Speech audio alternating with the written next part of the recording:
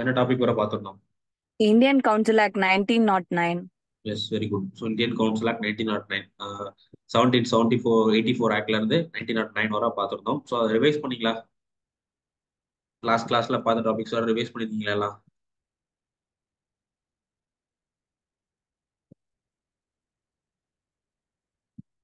Hope எல்லாம் revise பண்ணியிருப்பீங்கன்னு நினைக்கிறேன். ஸோ இது எல்லாமே அவங்களுக்கு லெக்ஸ்மிகாந்த் புக்லேயே இருக்கு இந்த டாபிக்ஸ் எல்லாமே.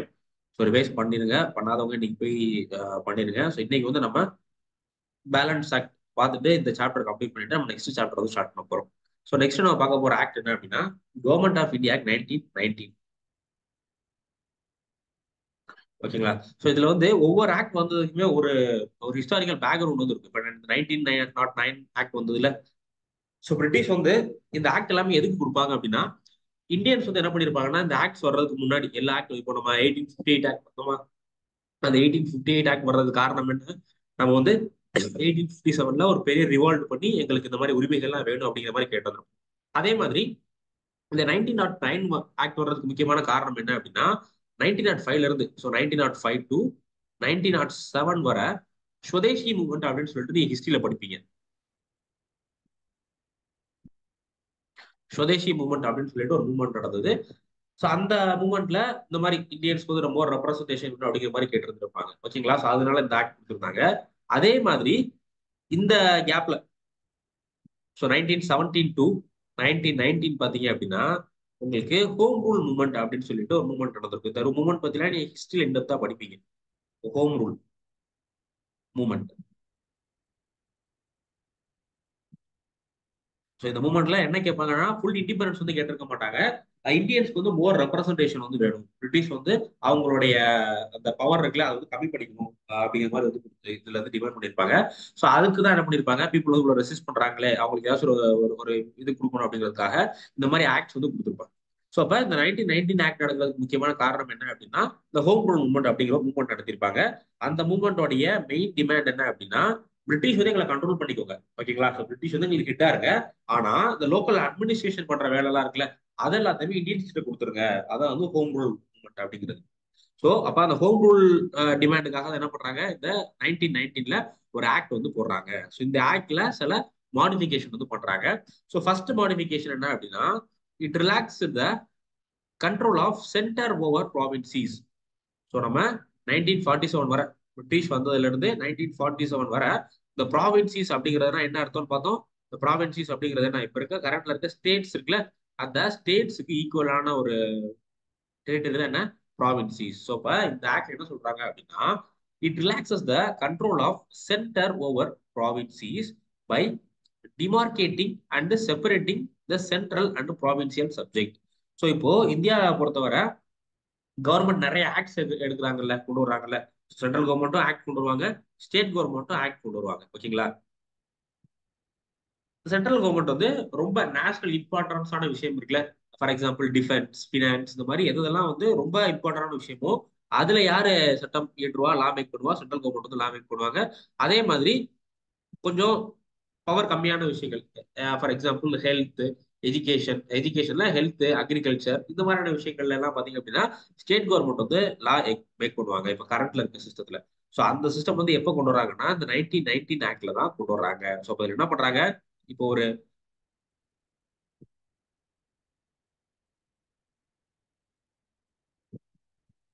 இப்போ ஒரு 100 விஷயம் இருக்கு.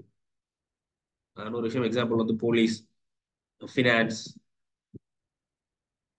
எஜுகேஷன், ஹெல்த், அக்ரி, இந்த மாதிரி ஒரு 100 லிஸ்ட் இருக்கு. ஓகேங்களா? இந்த 1919 ஆக்டுக்கு முன்னாடி வர இந்த 100 லிஸ்ட்லயுமே யார் தான் லா மேக் பண்ணிக்கிட்டு இருந்தா, சென்ட்ரல் கவர்மெண்ட். சென்ட்ரல் கவர்மெண்ட் தான் என்ன பண்ணாங்க, லா மேக் பண்ணாங்க. ஆனா இதுல என்ன பண்றாங்க, இதை பிரிக்கிறாங்க. ஒரு 75%, 75 வந்து யார் லா மேக் பண்ணிக்கலாம், சென்ட்ரல் வந்து லா மேக் பண்ணிக்கலாம். பேலன்ஸ் இருக்க 25ல ஸ்டேட் லா மேக் பண்ணிக்கலாம். அப்படிங்கிற மாதிரி என்ன பண்றாங்க அப்படின்னா இந்த ஆக்ட்ல கொண்டு வர்றாங்க. ஸோ அதான் வந்து ஃபர்ஸ்ட் இது. ஓகேவா? ஸோ இதுக்கு முன்னாடி வர எல்லா விஷயத்திலுமே சென்ட்ரல் கவர்மெண்ட் வந்து லாபம் பண்ணிட்டு இருந்தாங்க. ஆனா இப்ப என்ன பண்றாங்க, சில விஷயத்த மட்டும் சென்ட்ரல் கவர்மெண்ட் வச்சுக்கிட்டு மீதி விஷயத்தெல்லாம் ஸ்டேட் கவர்மெண்ட் கிட்ட கொடுத்துட்றாங்க. ஸோ இது வந்து ஃபர்ஸ்ட் இது. அடுத்து வேற என்ன மாடிஃபிகேஷன் பண்றாங்க அப்படின்னா ஸோ செகண்ட் வந்து முக்கியமான ஒரு கான்செப்ட் இன்ட்ரோடியூஸ் பண்றாங்க, டைஆர்கி. டைஆர்கி அப்படிங்கிற மாதிரி வந்து ஒரு டைஆர்கி அப்படிங்கிற ஒரு ஒரு ப்ரொவிஷன் வந்து கொண்டு வர்றாங்க. டைஆர்கி அப்படிங்கறத நம்ம முன்னாடியே பார்த்திருக்கோம். எந்த ஆக்ட்ல பார்த்தோம்? டைஆர்கி அப்படிங்கிறது ஸ்டார்டிங்ல இருந்துச்சு ஒரு ஆக்ட்ல. அதுக்கப்புறமா என்ன பண்ணாங்கன்னா ஒரு ஆக்ட்ல வந்து அபாலிஷ் பண்ணிட்டாங்க. டைஆர்கி அப்படிங்கிறது எப்போ பார்த்தோம்னு சொல்லுங்க பார்க்கலாம். டைஆர்கி அப்படிங்கிற ஒரு கான்செப்ட் பார்த்திருந்தோம் நம்ம. டையார்கி அப்படிங்கறத பார்த்திருந்தோம். டையார்கினா என்ன அப்படிங்கிறது நான் உங்களுக்கு சொல்லியிருந்தேன். டையார்கிக்கு அர்த்தம் என்ன அப்படிங்கிறதே சொல்லியிருந்தேன். இது வந்து ஒரு பர்டிகுலர் ஆக்ட்ல கொண்டு வந்திருந்தாங்க அந்த டையார்கி அப்படிங்கிற கான்செப்ட். அதுக்கப்புறமா ஒரு ஆக்ட்ல இந்த டையார்கியை ரிமூவ் பண்ணிட்டாங்க. ஸோ இப்போ மறுபடியும் என்ன பண்றாங்கன்னா அந்த டையார்கி கான்செப்டை ஃப்ரெஷ்ஷா இந்த 1919 ஆக்ட்ல கொண்டு வராங்க. இந்த டையார்கினா அர்த்தம் யாருக்காச்சும் தெரியுமா? நம்ம ஆல்ரெடி பார்த்திருக்கோம், லாஸ்ட் கிளாஸ்லயே பார்த்தோம் டையார்கினா என்ன அப்படிங்கிறது. Double government. Yes, very good. So dyarchy அப்படிங்கிறது dual government or double government அப்படிங்கிறது அர்த்தம். ஸோ இது எந்த ஆக்ட்ல கொண்டு வந்தாங்க பிரிட்டிஷர்ஸ்? பிட்ஸ் இந்தியா ஆக்ட்ல கொண்டு வந்தாங்க. Very good, very good. So Pitt's India ஆக்ட்ல தான் என்ன பண்ணாங்க, டபுள் கவர்மெண்ட் அப்படிங்கிற ஒரு கான்செப்ட் கொண்டு வந்தாங்கல்ல. ரெண்டு அட்மினிஸ்ட்ரேஷன் ரெண்டு பேருக்கு பிரிச்சு கொடுத்துருவாங்க. போர்ட் ஆஃப் டைரக்டர்ஸ் கிட்ட பாதி, அதே மாதிரி court of director, board of control, court of directors, இவங்க ரெண்டு பேருக்கிட்டையும் அட்மினிஸ்ட்ரேஷன் பிரிச்சு கொடுத்தாங்க அப்படிங்கறத பார்த்தோம்ல. அதை எப்போ வந்து அபாலிஷ் பண்ணாங்க? அந்த டுவல் கவர்மெண்ட்டை பிட்ஸ் இந்தியா ஆக்ட்ல கொண்டு வந்தாங்க. ஆனா அதுக்கப்புறமா அபாலிஷ் பண்ணிட்டாங்க ஒரு ஆக்ட்ல. எந்த ஆக்ட்ல அபாலிஷ் பண்ணாங்க? ஸோ 1784 பிட்ஸ் இந்தியா ஆக்ட்ல கொண்டு வந்தாங்க. ஆனா அதுக்கப்புறம் அபாலிஷ் பண்ணிட்டாங்க. எந்த ஆக்ட்ல அபாலிஷ் பண்ணாங்க ஞாபகம் இருக்கா?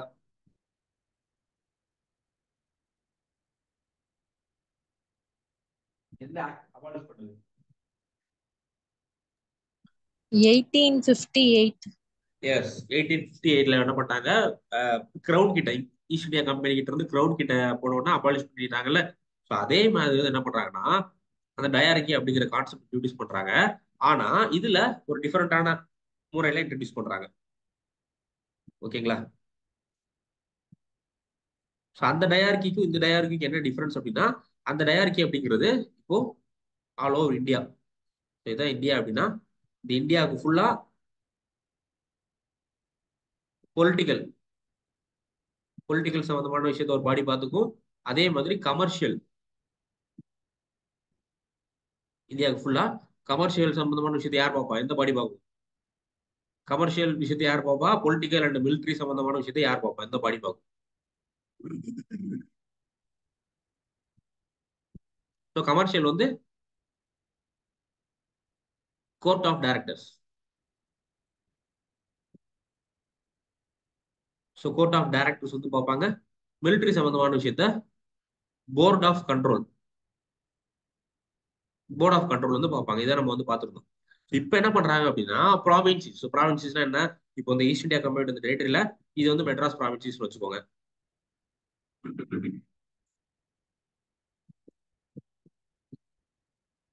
ஸோ இது வந்து மெட்ராஸ் ப்ராவின்சி. அதுக்கப்புறமா இது வந்து வேற ஏதோ ஒரு ப்ராவின்சி. ஸோ அதுக்கடுத்து இது வந்து பெங்கால் ப்ராவின்சி. ஸோ இது வந்து சாரி, இது வந்து பாம்பே ப்ராவின்சி. இது வந்து பெங்கால் ப்ராவின்சி. அதுக்கப்புறமா இது வந்து நார்த் ஈஸ்ட் ஃப்ரான்டியர் ப்ராவின்சி. இந்த மாதிரி தனித்தனியா இப்போ கரண்ட்ல ஸ்டேட் இருக்க மாதிரி ப்ராவின்சிஸ் பிரிச்சு வச்சிருந்தாங்க. ஸோ இப்போ இதுல டயார்கி எதுல இன்ட்ரடியூஸ் பண்றாங்க அப்படின்னா ஒவ்வொரு ப்ராவின்சிஸ்குள்ளயும் ரொம்ப முக்கியமான கான்செப்ட் நல்லபடியா நல்லா கவனிங்க. ஸோ இப்போ மெட்ராஸ் இருக்கா? மெட்ராஸ், மெட்ராஸ். ஸோ இந்த மெட்ராஸ்குள்ள என்ன பண்றாங்க அப்படின்னா டயார்கி. அதே மாதிரி இங்க பாம்பே இருக்கு அப்படின்னா அந்த பாம்பேல டயார்கி. அதே மாதிரி இங்க வெஸ்ட் பெங்கால்ல டயார்கி. ஸோ இதுல எப்படி டயார்கி?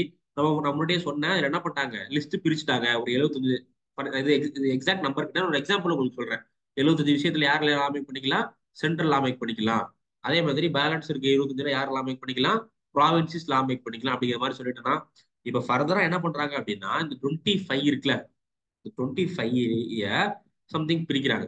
ஒரு ஒரு 15 ஒரு பாடி பாத்துக்கிறோம். அதே மாதிரி பேலன்ஸ் இருக்க ஒரு 10 லிஸ்ட் இருக்குல்ல, ஒரு 10 விஷயத்துல லா மேக் பண்றதுல யார் பார்த்துப்பா? இன்னொரு பாடி பார்த்துப்பாங்க. ஸோ இதுல எந்தெந்த பாடி பாக்குது அப்படின்னா ஃபர்ஸ்ட் வந்து அங்க உள்ள கவர்னர். கவர்னர் வந்து என்ன பண்ணுவாரு? ஒரு 15 விஷயத்துல எதுதான் ரொம்ப முக்கியமானதோ அதுல வந்து கவர்னர் பார்த்துப்பாரு. அதே மாதிரி பேலன்ஸ் இருக்க 10 விஷயம் இருக்குல்ல, அதுல யார் பாப்பா அப்படின்னா மினிஸ்டர்ஸ் வந்து பார்த்துப்பாங்க. இப்ப கரண்ட்ல இருக்காங்க மினிஸ்டர்ஸ், அதே மாதிரி இந்தியன் மினிஸ்டர்ஸ் அப்ப இருந்திருப்பாங்க. ஸோ அவங்க வந்து பேலன்ஸ் இருக்க 10 விஷயத்துல லா மேக் பண்ணிப்பாங்க. ஓகேவா? ஸோ இப்போ என்ன பண்ணிட்டாங்க, இப்போ நம்ம கரண்ட்ல இருக்க சிஸ்டம் மாதிரி இப்போ சென்ட்ரல்ல பார்லிமெண்ட் தனியா இருக்கும். அந்த பார்லிமெண்ட் என்ன பண்ணுவாங்க, மொத்தமா எல்லாத்துக்கும் லா மேக் பண்ணுவாங்க. இந்த 75 விஷயம் இருக்குல்ல, அந்த 75 விஷயத்துல லா மேக் பண்றது யாரு? Central government. சென்ட்ரல் வந்து லா மேக் பண்ணுவாங்க. அதே மாதிரி ப்ராவின்சிஸ்க்கு ஒவ்வொரு ப்ராவின்சிஸும் தனித்தனியா லா வந்து மேக் பண்ணிப்பாங்க. அந்த ப்ராவின்சிஸ்ல உள்ள விஷயத்தை என்ன பண்றாங்க, ரெண்டா பிரிக்கிறாங்க. அதுல ஒரு இதுல ஒரு கேட்டகரி யார் கொடுக்குறாங்க? கவர்னருக்கு கொடுக்குறாங்க. இந்த 15 விஷயத்துல கவர்னர் வந்து லா மேக் பண்ணிக்கலாம். அதே மாதிரி இன்னொரு 10 விஷயத்துல மினிஸ்டர்ஸ் வந்து லா மேக் பண்ணிக்கலாம் அப்படிங்கிற மாதிரி ஒரு விஷயம் கொண்டு வர்றாங்க. ஸோ இந்த சிஸ்டத்துக்கு பேர் தான் என்ன அப்படின்னா டயார்கி. இது ரொம்ப முக்கியமான கான்செப்ட். புரிஞ்சதா டயார்கி என்னன்னு சொல்லிட்டு?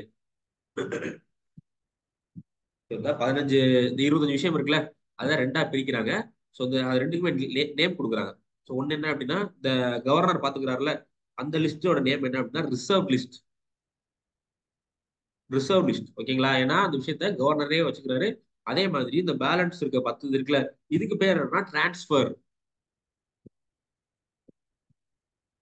Transferred list. ஸோ அப்படி சொல்லிட்டு என்ன பண்றாங்க, ரெண்டு கேட்டகரியா பிரிக்கிறாங்க. இந்த கான்செப்டுக்கு பேர் தான் என்ன அப்படின்னா டயார்கி. ஸோ புரிஞ்சதா எல்லாத்துக்கும் இது டயார்கி என்னன்னு சொல்லிட்டு? இல்ல ஒன் மோர் டைம் சொல்லணுமா? ஸோ இதுல வந்து நீங்க court of directors, board of control, அதை வந்து கன்ஃபியூஸ் பண்ண தேவையில்லை. அந்த பாடி என்ன பண்ணிட்டாங்க, அந்த ரெண்டு பாடியுமே 1858 அபாலிஷ் பண்ணிட்டாங்க. ஓகேவா? ஸோ அப்ப இதுல வந்து புதுசா ஒரு சிஸ்டம் வந்து கொண்டு வர்றாங்க. இது புரிஞ்சு அந்த கான்செப்ட் எல்லாத்துக்கும் புரிஞ்சுன்னா கிளியர்னு டைப் பண்ணுங்க. சப்போஸ் புரியலன்னா சொல்லுங்க, நான் வந்து திரும்ப எக்ஸ்பிளைன் பண்றேன். இந்த டயார்கி அப்படிங்கிறது ரொம்ப ரொம்ப முக்கியமான கான்செப்ட்.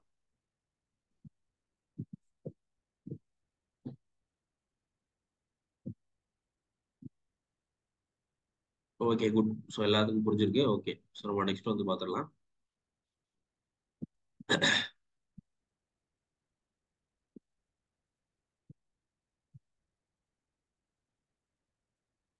அதே மாதிரி ஃபாஸ்டா போச்சுனாலும் கொஞ்சம் சொல்லிருங்க, நான் ஸ்லோ பண்ணிக்கிறேன். ஓகேவா? ஸோ என்ன பண்றாங்க, நான் சொன்ன மாதிரி டயார்கி டுவல் கவர்மெண்ட் அப்படிங்கிற கான்செப்ட் வந்து கொண்டு வந்துட்டாங்க. ஸோ ப்ராவின்சியல் சப்ஜெக்ட், ஸ்டேட் உள்ள சப்ஜெக்டை ரெண்டா பிரிக்கிறாங்க. ஒன்னு என்னது, டிரான்ஸ்பர்ட் லிஸ்ட். இந்த லிஸ்ட் அப்படிங்கிறது ஒண்ணும் இல்லை. இப்போ லா ஒரு 25 விஷயம், ஹெல்த், எஜுகேஷன், இந்த மாதிரி சொன்னேன்ல, ஒரு 25 விஷயத்துல ரெண்டா பிரிச்சுப்பாங்க. ஓகேங்களா? ஸோ அதுல என்னது டிரான்ஸ்பர் லிஸ்ட். அதுக்கப்புறமா ரிசர்வ் லிஸ்ட் சொல்லிட்டு ரெண்டா பிரிச்சிடுறாங்க. இதுல இந்த ரிசர்வ் லிஸ்ட் யார் அட்மினிஸ்ட்ரேட் பண்றா? கவர்னர். அந்த ப்ராவின்சியோடைய கவர்னர் வந்து அட்மினிஸ்ட்ரேட் பண்றாரு. ஸோ யாருடைய ஹெல்ப்போட? With executive councils. அவர் அசிஸ்ட் பண்றதுக்கு தனியாக எக்ஸிக்யூட்டிவ் கவுன்சில் இருப்பாங்க. அந்த கவுன்சிலோடைய ஹெல்ப்ல அவர் வந்து இது பண்றாரு. That where not answerable to the legislative. So இந்த 15 விஷயம் பார்த்தோம்ல, இந்த ரிசர்வ் லிஸ்ட்ல உள்ள 15 விஷயத்துல வேற யாருமே கேள்வி வந்து கேட்க முடியாது. ஸோ லெஜிஸ்லேட்டரா இருக்கட்டும், யாருமே ஏன் இந்த விஷயத்த இந்த லா மேக் பண்ணீங்க, இந்த லால அந்த ஃபிளா இருக்கு அப்படிங்கிற மாதிரி எந்த கேள்வியுமே கேட்க முடியாது. ஓகேவா? ஸோ அதுக்கடுத்து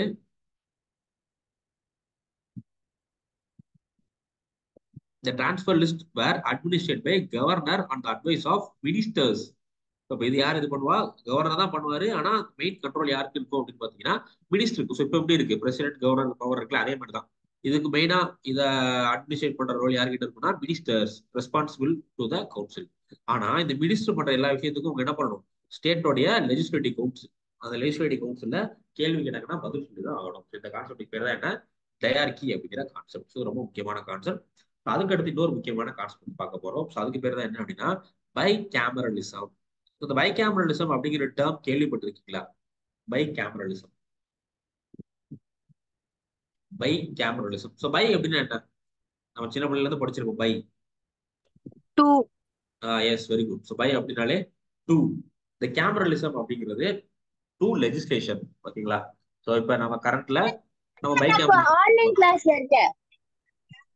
கொஞ்சம் மைக் மியூட் பண்ணிக்கோங்க. ஸோ இப்போ நம்ம கரண்ட்ல வந்து பை கேமரலிசம் தான் ஃபாலோ பண்றோம். சென்ட்ரல் லெவல்ல ஒரு பாடி இருக்கு, ஸோ ஸ்டேட் லெவல்ல ஒரு இருக்கா. அதுக்கு பேர் தான் என்ன அப்படின்னா பை கேமரலிசம்.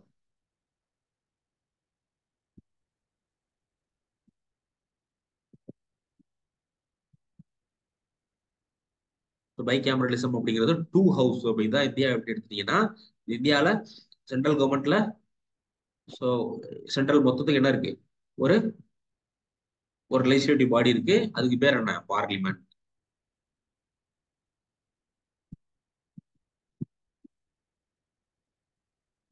ஓகேவா? ஆனா இந்த பார்லிமெண்ட்ல எத்தனை ஹவுசஸ் இருக்கு? ஆக்சுவலா பை கேமரலிசம் அப்படிங்கிறது ரெண்டு இது இல்ல, ஸ்டேட் லெஜிஸ்லேச்சர், பார்லிமெண்ட், அதை சொல்ல முடியாது. ஸோ பை கேமரலிசம்னா பார்லிமெண்ட்ல, நம்ம பார்லிமெண்ட்ல எத்தனை ஹவுஸ் இருக்கு? Two houses. டூ ஹவுசஸ் இருக்கா? ஸோ லோக்சபா அப்படிங்கிற ஒரு ஹவுஸ் இருக்கு. அதே மாதிரி ராஜ்யசபா அப்படிங்கிற ஒரு ஹவுஸ் இருக்கா. ஸோ இந்த மாதிரி பார்லிமெண்ட்ல இந்த மாதிரி லெஜிஸ்லேஷன்ல ரெண்டு ஹவுஸ் இருக்கு அப்படின்னா அதுக்கு பேர் தான் என்னன்னு பாத்தீங்கன்னா பை கேமரலிசம். ஸோ இப்போ இந்தியாவில் பை கேமரலிசம் அப்படிங்கிறது சென்ட்ரல் லெவல்ல ஃபாலோ பண்றோமா, ஸ்டேட் லெவல்ல ஃபாலோ பண்றோமா, இல்ல ரெண்டுலயுமே ஃபாலோ பண்றோமா? ஸோ இந்தியாவில் பை கேமரலிசம் என்ன லெவல்ல ஃபாலோ பண்றோம்? சென்ட்ரல் லெவல்லையா, ஸ்டேட் லெவல்லையா, இல்ல ரெண்டுலயுமே பை கேமரலிசம் இருக்கா? இந்தியாவில் எந்த லெவலில் நம்ம வந்து பை கேமரலிசம் ஃபாலோ பண்றோம்? சென்ட்ரல் லெவல்லையா, ஸ்டேட் லெவல்லையா? சென்டர் லெவல்ல சார். ஸ்டேட் லெவல்ல இல்லையா பை கேமரலிசம்? சார் ஸ்டேட்லயே ஃபாலோ பண்றோம், பட் ஆனால் எக்ஸப்ட் சில ஸ்டேட்ல சார் ஒரு ஒரு 6 ஸ்டேட்ல மட்டும் தான் ஃபாலோ பண்ணுறோம். Yes, very good. So central லெவலில் வந்து கம்பல்சரி பார்லிமெண்ட்டை பொறுத்தவரை ரெண்டு ஹவுஸ் இருக்கும். அது எந்த எப்போ இருந்தாலும் சரி, 1950 இருந்து இப்போ கரண்ட்ல நம்ம பார்லிமெண்ட் 2019 வந்து 17th பார்லிமெண்ட் வர லோக்சபா வர எல்லாமே பை கேமரலிசம் தான் இருக்கு. ஆனா ஸ்டேட்டை பொறுத்தவரை ஸ்டேட்டுக்கு வந்து ஆப்ஷன் இருக்கு. இப்போ தமிழ்நாடு பை கேமரலிசமா யூனி கேமரலிசமா? தமிழ்நாட்டில் பையா யூனியா?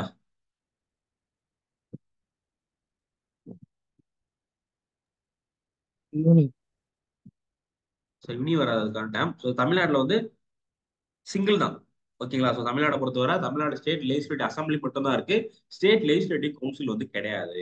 அதே இது தெலுங்கானா எடுத்தீங்க அப்படின்னா தெலுங்கானால ஸ்டேட் லெஜிஸ்லேட்டிவ் அசம்பிளி இருக்கு, ஸ்டேட் லெஜிஸ்லேட்டிவ் கவுன்சில் இருக்கு. எப்படி நம்ம லோக்சபா ராஜ்யசபா அப்படிங்கிற மாதிரி ரெண்டு ஹவுஸ் இருக்கோ அதே மாதிரி இந்தியாவில் ஒரு 6 ஸ்டேட்ல ரெண்டு ஹவுஸ்மே வந்து வச்சிருக்காங்க. ஆனா தமிழ்நாட்டுல கிடையாது. தமிழ்நாட்டுல 1981 சம்திங் அந்த டைம் வரை இருந்துச்சு, ரெண்டு ஹவுஸ் இருந்துச்சு. ஆனா அதுக்கப்புறமா கேன்சல் பண்ணிட்டாங்க, அபாலிஷ் பண்ணிட்டாங்க. ஸோ அப்போ இந்தியாவை பொறுத்தவரை என்ன அப்படின்னா சென்ட்ரல் லெவல்ல நமக்கு வந்து ரெண்டு ஹவுஸ் இருக்கும், நம்ம வந்து பை கேமரலிசம் வந்து ஃபாலோ பண்றோம். ஆனா இங்க வந்து பாத்தீங்க அப்படின்னா ஸ்டேட் லெவல்ல வந்து நம்ம யூனி கேமரலிசம் தான் ஃபாலோ பண்றோம். ஒரே ஒரு ஹவுஸ் தான் இருக்கு. அது வந்து ஸ்டேட்டோட ஆப்ஷன். அந்த ஸ்டேட் வந்து எங்களுக்கு ரெண்டு ஹவுஸ் தேவை அப்படின்னா அவங்க வந்து ரெண்டு ஹவுஸ் வச்சுக்கலாம். இல்ல எங்களுக்கு ஒரு ஹவுஸ் போதும் அப்படின்னாங்கன்னா அவங்க வந்து ஒரு ஹவுஸ் வச்சுக்கலாம். ஸோ அப்ப சென்டரை பொறுத்தவரை நமக்கு வந்து பை கேமரலிசம் ஃபாலோ பண்றோம், ரெண்டு ஹவுஸ் இருக்கு, கம்பல்சரி ரெண்டு ஹவுஸ் இருந்தே ஆகும் கான்ஸ்டிடியூஷனுடைய மேண்டேட் படி. ஆனா ஸ்டேட்டுக்கு அந்த மாதிரி கம்பல்சரி எதுவுமே கிடையாது. ஸ்டேட் அவங்களுடைய விஷ் தான். அவங்க வந்து தேவைன்னு நினைச்சாங்கன்னா ரெண்டு ஹவுஸ் வச்சுக்கலாம், இல்ல தேவைன்னு நினைச்சாங்கன்னா ஒரு ஹவுஸ் வந்து. ஓகேங்களா? ஸோ அப்ப அந்த பை கேமரலிசம் அப்படிங்கிற கான்செப்ட் எங்க தான் கொண்டு வர்றாங்க? இந்த ஆக்ட்ல தான் கொண்டு வர்றாங்க. ஸோ அதே மாதிரி இன்னொரு முக்கியமான கான்செப்ட் டைரக்ட் எலெக்ஷன். ஸோ இதுக்கு முன்னால எலெக்ஷன் வந்து டைரக்டா இருக்காது, டைரக்ட் எலெக்ஷன் மாதிரி தான் இருக்கும், நாமினேஷன் அந்த மாதிரி தான் அதிகமா இருக்கும். ஆனா இதுல என்ன பண்றாங்க? டைரக்ட் எலெக்ஷன் வந்து ஃபர்ஸ்ட் கொண்டு வர ஆரம்பிக்கிறாங்க. ஓகேவா? ஸோ அப்ப அந்த டைரக்ட் எலெக்ஷன் மூலியமா யாரை வேணாலும் எலெக்ஷன் வந்து ஜெயிச்சுக்கலாம். ஸோ இதுலதான் இந்த 1919 எலெக்ஷன்ல தான் என்ன பண்றாங்க? ஜஸ்டிஸ் பார்ட்டி அவங்களுடைய கவர்மெண்ட்டை இதனாலதான் இந்த ஒரு ப்ரொவிஷனாலதான் அவங்களுடைய கவர்மெண்ட் வந்து ஆரம்பிக்கிறாங்க. ஸோ 1919 எலெக்ஷன் நடக்குது. ஆனா அந்த எலெக்ஷன்ல தமிழ்நாட்டுல காங்கிரஸ் தான் வருது, வின் பண்ணுது. ஆனா காங்கிரஸ் என்ன பண்ண மாட்டாங்க? இல்ல நாங்க வந்து கவர்மெண்ட் ஃபார்ம் பண்ண மாட்டோம் அப்படின்னு சொல்லிட்டு அவங்க வந்து இது பண்ணிடுறாங்க. ஸோ அதுக்கு அடுத்து காங்கிரஸ்க்கு அடுத்தபடி எந்த பார்ட்டி மெஜாரிட்டி இருக்கு அப்படின்னா ஜஸ்டிஸ் பார்ட்டி தான் மெஜாரிட்டி ஆஃப் ஓட் வந்து வாங்கிட்டாங்க. ஸோ அதனாலதான் என்ன பண்றாங்க? காங்கிரஸ் வந்து நாங்க கவர்மெண்ட் ஃபார்ம் பண்ண மாட்டோம், இது நாங்க வந்து அப்போஸ் பண்றோம் இது அப்படிங்கிற சொன்னதுனாலதான் ஜஸ்டிஸ் பார்ட்டி வந்து கவர்மெண்ட் ஃபார்ம் பண்ணாங்க. ஸோ ஃபார்ம் பண்ணி கிட்டத்தட்ட 1935 வரை 1935 வரை ஜஸ்டிஸ் பார்ட்டி தான் தமிழ்நாட்டை ரூல் பண்ணாங்க. ஸோ அப்ப இந்த 1919 என்ன பண்றாங்க? ஃபர்ஸ்ட் டைரக்ட் எலெக்ஷன் அப்படிங்கிற ஒரு கான்செப்டும் கொண்டு வர்றாங்க. அதுக்கப்புறமா the act mandate that 3 of the 6 members of Viceroy Executive Council were to be Indian. So வைஸ்ராயோட எக்ஸிக்யூட்டிவ் கவுன்சில் நம்ம ஸ்டார்டிங்லேயே பார்த்தோம். எப்போ கிரியேட் பண்ணாங்க? வைஸ்ராயோட எக்ஸிக்யூட்டிவ் கவுன்சில் எப்போ கிரியேட் பண்ணாங்க? எந்த ஆக்ட்ல கிரியேட் பண்ணாங்க?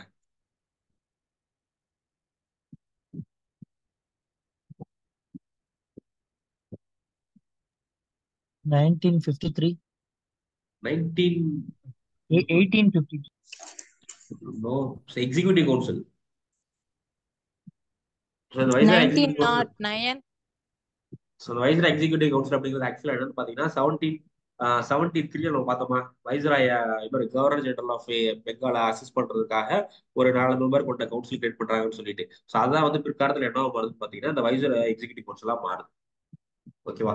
ஸோ அந்த வைஸ்ராய் எக்ஸிக்யூட்டிவ் கவுன்சில் மொத்தம் 6 பேர் இருக்காங்க இதுக்கு முன்னாடி. அந்த 6 பேருமே என்னன்னா 6 பேர்ல நம்ம போனதுல பார்த்தோம் 1919 ஆக்ட்ல ஒருத்தவர் வந்து என்ன பண்றாங்க? லா மெம்பரா சச்சிதானந்த சின்ஹாவை ஆட் பண்ணாங்க அப்படிங்கிற மாதிரி பார்த்தோம்ல. ஆனா இதுல என்ன பண்றாங்க? அந்த 6 பேர்த்துல 3 பேர் இந்தியன், 3 பேர் வந்து பிரிட்டிஷ் அப்படிங்கிற மாதிரி வந்து கொண்டு வர்றாங்க. ஓகேவா? இது ஒரு முக்கியமான விஷயம். Congress participate election. Yes, Congress வந்து 1919 எலெக்ஷன்ல காங்கிரஸ் பார்ட்டிசிபேட் பண்ணுச்சு. ஆனா அவங்களுக்கு வந்து இந்த கவர்மெண்ட் ஆஃப் இந்தியா ஆக்ட்ல சில டிராபேக்ஸ் இருக்கு. ஓகேங்களா? அதை வந்து என்ன பண்ணல, இந்த கவர்மெண்ட் ஆஃப் இந்தியா ஆக்ட்ல காங்கிரஸ் கேட்ட விஷயங்கள்லாம் அவங்க ப்ரொவைட் பண்ணல, பிரிட்டிஷ் வந்து ப்ரொவைட் பண்ணல அப்படிங்கிறதுக்காக அந்த எலெக்ஷன்ல அவங்க வின் பண்ணிட்டாங்க. ஆனா வின் பண்ணதை அவங்க வந்து இது பண்ணல, நாங்க வந்து கவர்மெண்ட் ஃபார்ம் பண்ண மாட்டோம் அப்படிங்கிற மாதிரி சொல்லிட்டாங்க.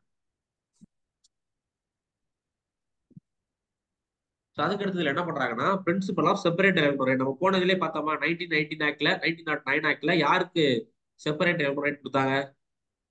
1909 ஆக்ட்ல இந்த செப்பரேட் எலக்டோரேட் பத்தி பார்த்துருக்கோம். ஸோ 1909 ஆக்ட்ல யாருக்கு வந்து செப்பரேட் எலக்டோரேட் கொடுத்துருந்தாங்க, எந்த செக்ஷன் கொடுத்துருந்தாங்க? இப்போ 1909ல ஒரு பர்டிகுலர் செக்ஷன் வந்து கொடுத்தாங்க. அடுத்து இப்போ என்ன பண்றாங்கன்னா வேற சில செக்ஷன் கொடுக்குறாங்க. ஸோ அதுக்கு அடுத்து பார்க்க போற ஆக்ட்ல இன்னும் ஒரு செக்ஷன் வந்து செப்பரேட் எலக்டோரேட் வந்து கொடுப்பாங்க. ஸோ 1909ல நம்ம பார்த்தோம் முஸ்லீம்ஸ்க்கு வந்து செப்பரேட் எலக்டோரேட் கொடுத்தாங்க அப்படிங்கிற மாதிரி பார்த்துருந்தோம். இதுல பாத்தீங்கன்னா 1919 ஆக்ட்ல Sikhs, Christians, Anglo Indians, European, so இவங்களுக்கு எல்லாமே செப்பரேட் எலக்டோரேட் வந்து கொடுக்குறாங்க. ஸோ அது வந்து இந்த ஆக்டோட சில ஒரு முக்கியமான விஷயம்.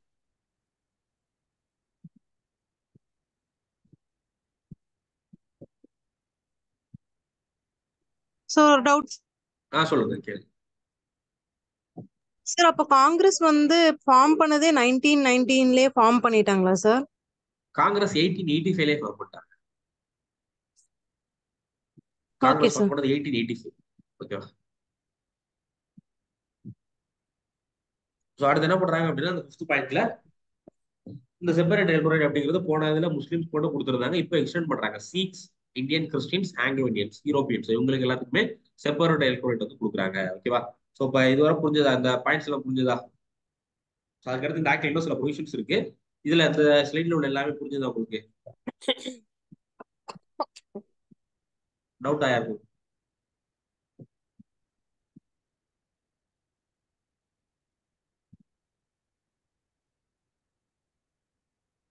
ஸோ அதுக்கடுத்து சார் ஒரே டவுட் சார், இப்போ டைரக்ட் சொல்லுங்க. எலெக்ஷன் பத்தி சொன்னீங்களா சார்?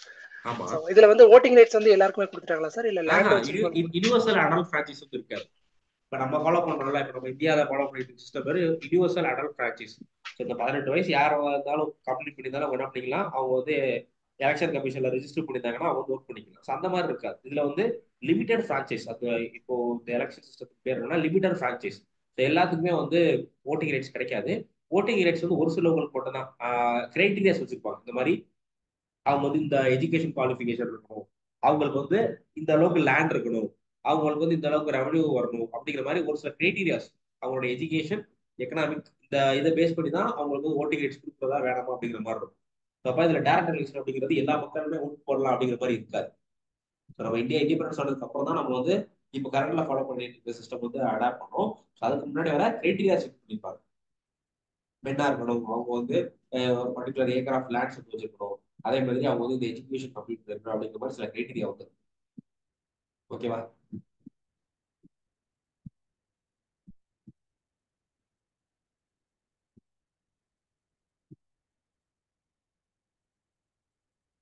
ஸோ அதுக்கடுத்து it granted franchise to limited number of people. நீங்க கேட்டதுக்கான ஆன்சர் இதுதான். ஃப்ரான்ச்சைஸ் ஓட் போடுற உரிமை வந்து யார் யார் கொடுத்தாங்க? People on the basis of property, tax or education. So அவங்கள்ட்ட எவ்வளவு சொத்து இருக்கு, அவங்க எவ்வளவு வந்து கவர்மெண்ட்டுக்கு வரி கட்டுறாங்க, அதே மாதிரி அவங்களுடைய கல்வி தகுதி என்ன, இந்த மாதிரி கிரைட்டீரியா பேஸ் பண்ணி தான் அவங்களுக்கு ஓட்டிங் ரைட்ஸ் கொடுக்குறாங்க. அந்த எக்ஸாக்ட் கிரைட்டீரியா நம்மகிட்ட வந்து கிடையாது. ஸோ இப்போ எஜுகேஷனா என்ன லெவல் ஆஃப் எஜுகேஷன் முடிச்சிருக்கணும், அதே மாதிரி டாக்ஸ்னா எவ்வளவு டாக்ஸ் பே பண்ணணும் அப்படிங்கிற மாதிரி எக்ஸாக்ட் கிரைட்டீரியா நம்மள வந்து கிடையாது. ஸோ இதை பேஸ் பண்ணி தான் ப்ராப்பர்ட்டி, டாக்ஸ், எஜுகேஷன் இதை பேஸ் பண்ணி தான் கொடுத்துருக்காங்க. ஓகேவா? ஸோ அதுக்கடுத்து இன்னொரு ஒரு புதுசாக ஒன்று கொண்டு வர்றாங்க. High commissioner of India position created. Some powers of secretary of state were transfer to commissioners. இப்பவே பாத்தீங்க அப்படின்னா ஹை கமிஷனர்ஸ் இருப்பாங்க, கேள்விப்பட்டிருக்கீங்களா? அந்த டேர்ம் ஃப்ரீக்வெண்டா நியூஸ்ல வந்து வரும், ஹை கமிஷனர்ஸ் சொல்லிட்டு. ஹை கமிஷனர்ஸ் இந்த டேர்ம் கேள்விப்பட்டிருக்கீங்களா? எதுல கேள்விப்பட்டிருக்கீங்க இந்த டேர்ம் ஹை கமிஷனர்ஸ்?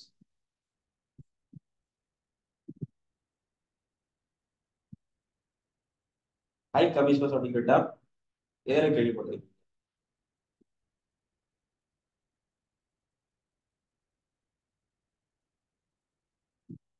ஸோ இப்போ இந்த டிப்ளமெட்ஸ், ஃபாரின் கண்ட்ரிக்கு தூதுவர்களாக இருக்காங்கல்ல, அவங்க வந்து ஹை கமிஷனர் சொல்லுவாங்க. ஒரு சில கண்ட்ரி, இந்தியாவுக்கும் ஒரு பர்டிகுலர் கண்ட்ரிக்கு என்ன ரிலேஷன்ஷிப் இருக்கு அப்படின்னா அந்த கண்ட்ரிக்கு அப்பாயிண்ட் பண்ற அந்த அம்பாசிடர் இருக்காங்கல்ல, ஐஎஃப்எஸ் ஆஃபீஸர். ஸோ அவங்க வந்து ஹை கமிஷனர்ஸ் அப்படிங்கிற மாதிரி சொல்லுவாங்க. ஸோ ஹை கமிஷனர் அப்படிங்கிறவங்க ஒரு அம்பாசிடர் மாதிரி. ஸோ இந்த ஹை கமிஷனர் அப்படிங்கிற ஒரு புதுசாக போஸ்டிங் கிரியேட் பண்றாங்க.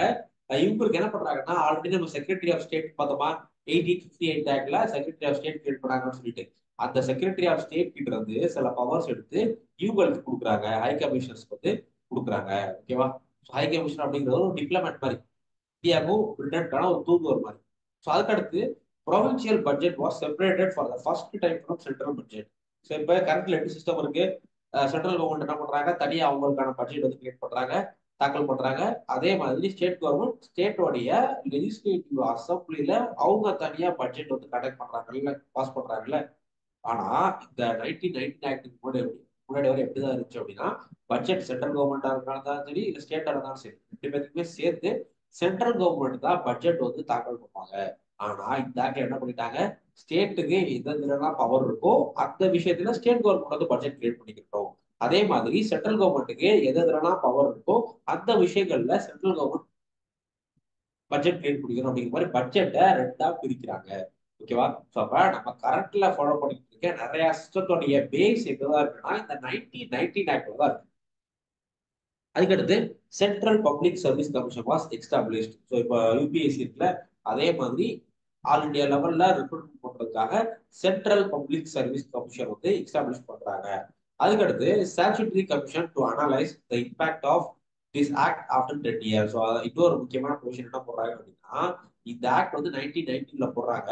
1919ல இந்த ஆக்ட் போட்டதுக்கு அப்புறமா ஒரு 10 வருஷம் கழிச்சு, அதாவது 1929 1929ல இந்த ஆக்ட் எப்படி பெர்ஃபார்ம் பண்ணிருக்கு, இந்த ஆக்டோடைய பாசிட்டிவ்ஸ் நெகட்டிவ்ஸ் என்ன அப்படிங்கிறத அனாலிசிஸ் பண்றதுக்காக ஒரு கமிஷன் வந்து போடணும், ஸ்டாச்சுட்டரி கமிஷன், ஒரு கமிஷன் வந்து போடணும் அப்படிங்கிற மாதிரி வந்து சொல்றாங்க. ஸோ இதை பேஸ் பண்ணி தான் நம்ம கமிஷன் போவோம். ஹிஸ்டரியில் ஒரு முக்கியமான கமிஷன், அதை வந்து இந்த ப்ரொவிஷன் பேஸ் பண்ணி தான் போட்டிருப்பாங்க. ஸோ கிளியரா இதுல சொன்ன பாயிண்ட்ஸ் எல்லாம் கிளியரா?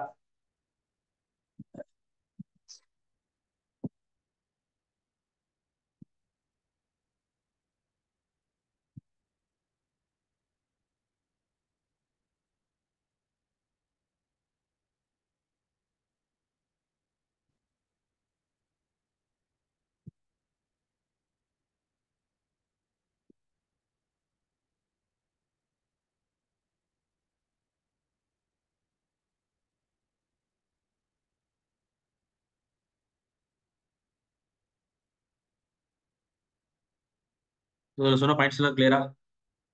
Direct election means to they follow present Switzerland method of direct election? Direct election, I think நீங்க டைரக்ட் எலெக்ஷனையும் டைரக்ட் ரெப்ரஸன்டேட்டிவ் டெமோக்ரஸியும் இது பண்றீங்கன்னு நினைக்கிறேன். Direct democracy. Last two point not clear. So last two point not கிளியரா? Okay. So இதில் என்ன பண்றாங்க அப்படின்னா, இப்போ யூபிஎஸ்சி இருக்காங்கல்ல, இப்போ எல்லாரும் எதுக்காக படிச்சுட்டு இருக்கீங்க, யூபிஎஸ்சி கண்டக்ட் பண்ற சிவில் சர்வீஸ் எக்ஸாமை கிளியர் பண்றதுக்காக தான் இது பண்ணிட்டு இருக்கீங்க. அந்த யூபிஎஸ்சி அப்படிங்கிற பாடி வந்து இந்த ஆக்ட் மூலியமா தான் கொண்டு வராங்க. ஆனா அதோட பேர் வந்து யூபிஎஸ்சி கிடையாது, சென்ட்ரல் பப்ளிக் சர்வீஸ் கமிஷன் அப்படின்னு சொல்லிட்டு யூபிஎஸ்சி பாடி வந்து கொண்டு வராங்க. ஓகேவா? கிளியரா? அந்த ஃபோர்த் பாயிண்ட் கிளியரா?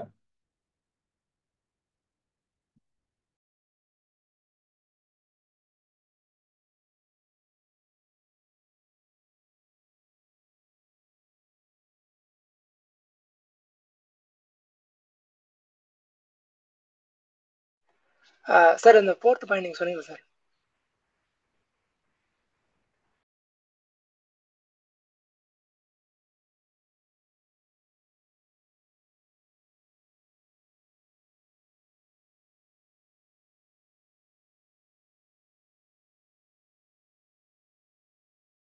ஆடியோ கேட்கல, அதுக்கு முன்னாடி யார் பேசுனீங்கன்னு கேட்கல. ஸோ ஃபோர்த் பாயிண்ட் கிளியரா? டவுட் கேட்டதுக்கு புரிஞ்சா ஃபோர்த் பாயிண்ட்?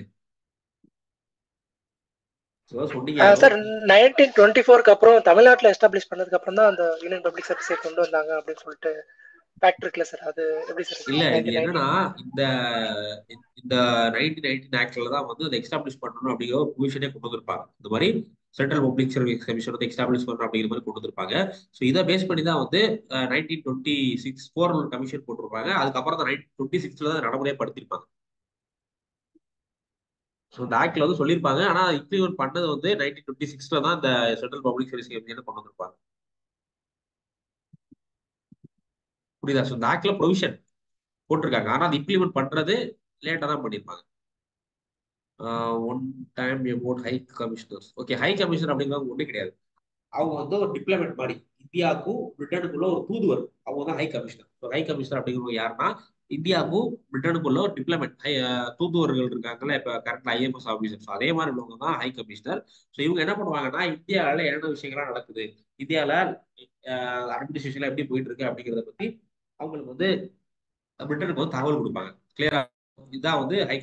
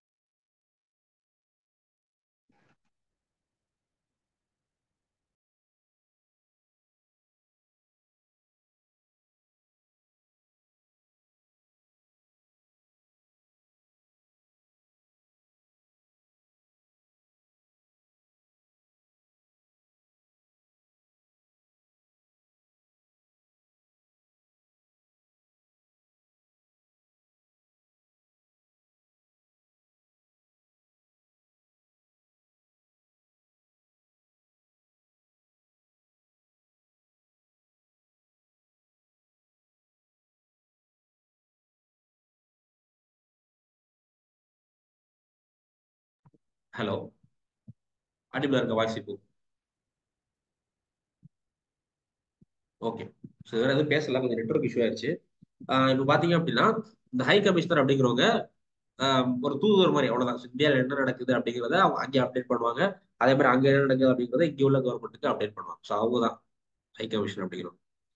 ஸோ அடுத்தது லாஸ்ட் என்ன அப்படின்னா, இந்த ஆக்ட் எப்போ போடுறாங்க? 1919ல போடுறாங்களா? ஸோ இந்த ஆக்ட் வந்து 1919ல வந்து போடுறாங்க. ஸோ இந்த ஆக்ட் போட்டதுல இருந்து 10 வருஷம் கழிச்சு, அதாவது 1929ல என்ன பண்ணணும் அப்படின்னா, இந்த 10 வருஷத்துல இந்த ஆக்டோட பெர்ஃபார்மன்ஸ் எப்படி இருக்கு, இந்த ஆக்ட் வந்து பாசிட்டிவா இருந்திருக்கா இல்ல அதுல எதுவும் குறைகள் இருக்கா அப்படிங்கிறத அனாலிசிஸ் பண்றதுக்காக, ஸ்டடி பண்றதுக்காக 1929ல ஒரு கமிட்டி வந்து போடணும் அப்படிங்கிற மாதிரி சொல்லியிருக்காங்க. ஓகேங்களா? ஸோ அதான் வந்து இந்த லாஸ்ட். அந்த ஆக்ட் ரொம்ப ரொம்ப முக்கியம். இதுல டவுட் இருந்தா கேளுங்க, அப்படின்னா நம்ம நெக்ஸ்ட் போயிடலாம்.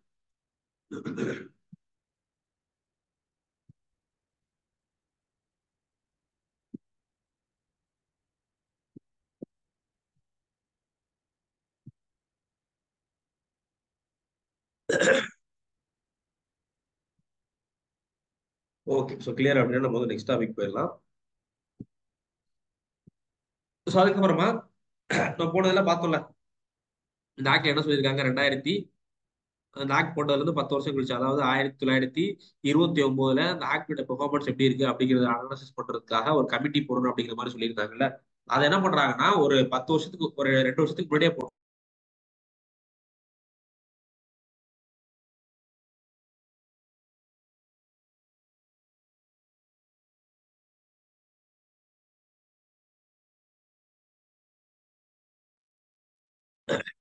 ஸோ ஆக்சுவலா அந்த ஆக்ட்ல சொல்லியிருந்தது 1929ல தான் அந்த ஆக்ட் போடணும் அப்படிங்கிற மாதிரி சொல்லியிருக்காங்க. ஆனா ஒரு சில பொலிட்டிக்கல் ரீசன், அதெல்லாம் அது ஏன் 1927லேயே போட்டாங்க அப்படிங்கிறத பத்தி நீங்க ஹிஸ்டரியில படிப்பீங்க. ஸோ ஆக்சுவலா இந்த 1999ல சொல்லியிருந்தது, இந்த ஆக்ட் போட்டதுல இருந்து 10 வருஷம் கழிச்சு, அதாவது 1929ல இந்த ஆக்டை பத்தி ஸ்டடி பண்றதுக்காக, இந்த ஆக்ட் எப்படி பெர்ஃபார்ம் பண்ணிருக்கு அப்படிங்கிறத பத்தி ஸ்டடி பண்றதுக்காக ஒரு கமிஷன் வந்து போடணும் அப்படிங்கிற மாதிரி சொல்லியிருக்காங்க. ஆனா பிரிட்டிஷ் கவர்மெண்ட் என்ன பண்ணாங்கன்னா 1927லேயே போட்டாங்க. ஓகேவா? ஸோ அந்த கமிஷனுக்கு பேர் தான் என்ன அப்படின்னா சிம்மன் கமிஷன், சைமன் கமிஷன் அப்படிங்கிற ஒரு கமிஷன். சைமன் அப்படிங்கிற ஒரு தலைமையில ஒரு கமிஷன் வந்து போட்டாங்க. ஸோ அந்த கமிஷன் சில சில ரெக்கமெண்டேஷன் வந்து கொடுக்குறாங்க, சில விஷயங்கள் வந்து கொடுக்குறாங்க. ஃபர்ஸ்ட் என்ன அப்படின்னா, அபாலிஷன் ஆஃப் டயார்கி. நம்ம டயார்கி அப்படிங்கிற விஷயம் பார்த்தோம்ல, இந்த ஆக்ட்ல 1919 ஆக்ட்ல டயார்கி கொண்டு வந்தாங்கன்னு சொல்லிட்டு, டயார்கியை அபாலிஷ் பண்ணணும் அப்படிங்கிற மாதிரி கொண்டு வந்துட்டாங்க. அதுக்கடுத்து extension of responsible government in provinces. So ஸ்டேட்டுக்கு இன்னும் அதிகமான பவர் வந்து கொடுக்கணும் அப்படிங்கிற மாதிரி சொல்றாங்க. அடுத்து continuation of communal representation. So communal representation அப்படிங்கிறது பார்த்தோம்ல 1909 ஆக்ட்ல முஸ்லீம் கொடுத்தாங்க, அதுக்கு அடுத்து வந்து சிக்ஸ் இவங்களுக்குலாம் கொடுத்தாங்க அப்படிங்கிற மாதிரி கம்யூனல் ரெப்ரஸன்டேஷன் பார்த்தோம்ல. அந்த கம்யூனல் ரெப்ரஸன்டேஷனை கண்டினியூ பண்ணலாம், அதனால எதுவும் பிரச்சனை இல்லை அப்படிங்கிற மாதிரி சொல்றாங்க. அதுக்கு அடுத்து establish of federation of British India and princely state. So federation of British India அப்படிங்கிறது இப்போ கரண்ட்ல நம்ம ஃபெடரல் சிஸ்டம் ஃபாலோ பண்றோம்ல, அதே மாதிரி ஒரு ஃபெடரல் சிஸ்டம் ஃபாலோ பண்ணணும். இது எல்லாமே இந்த சைமன் கமிஷன் கொடுக்குற ரெக்கமெண்டேஷன். இஸ்லாமிக் கமிஷன் என்ன பண்றாங்க, 1919 ஆக்ட் வந்து எப்படி பெர்ஃபார்ம் பண்ணிருக்கு அப்படிங்கறத அனாலிசிஸ் பண்ணிட்டு, ஸோ இன் ஃபியூச்சர்ல கொண்டு வர ஆக்ட்ல இந்த விஷயத்துல எல்லாம் மாடிஃபிகேஷன் கொண்டு வரணும் அப்படிங்கிற மாதிரி வந்து கொண்டு வர்றாங்க. இதான் வந்து சைமன். ஸோ புரிஞ்சுதா?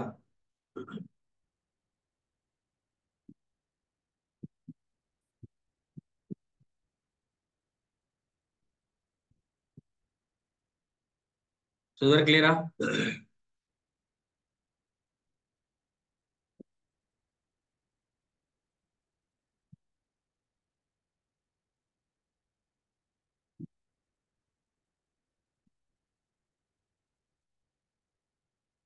ஸோ லாஸ்ட் பாயிண்ட் என்னன்னா ஃபெடரல் சிஸ்டம். ஃபெடரல் சிஸ்டம் அப்படிங்கிறது சென்ட்ரல் கவர்மெண்ட், ஸ்டேட் கவர்மெண்ட், இது ரெண்டு உள்ளதான் ஃபெடரல் சிஸ்டம்.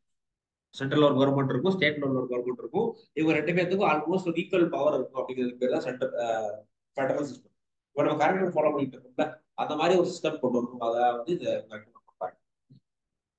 ஸோ ஃபர்ஸ்ட் என்ன அப்படின்னா, ப்ராவின்சிஸ் அப்படிங்கிறது ஸ்டேட் அப்படின்னு அர்த்தம். நான் ஃபர்ஸ்டே சொன்னேன்ல, ப்ராவின்சிஸ் அப்படின்னா இப்போ கரண்ட்ல ஸ்டேட் நம்ம சொல்றோம்ல, இப்போ ஸ்டேட் நம்ம எதை சொல்றோம், தமிழ்நாடு அப்படிங்கிறத ஒரு ஸ்டேட்னு சொல்றோம், ஆந்திராவை ஒரு ஸ்டேட்னு சொல்றோம். அந்த மாதிரி அப்ப என்ன பண்ணிருப்பாங்க அப்படின்னா மெட்ராஸை ஒரு ப்ராவின்சிஸ் சொல்லியிருப்பாங்க. அதே மாதிரி பாம்பேயே ஒரு ப்ராவின்சிஸ். ப்ராவின்சிஸ் அப்படிங்கிறது இப்போ நம்ம கரண்ட்ல ஸ்டேட்னு சொல்ற மாதிரி ஒரு பாடி, ஒரு டெரிட்டரி.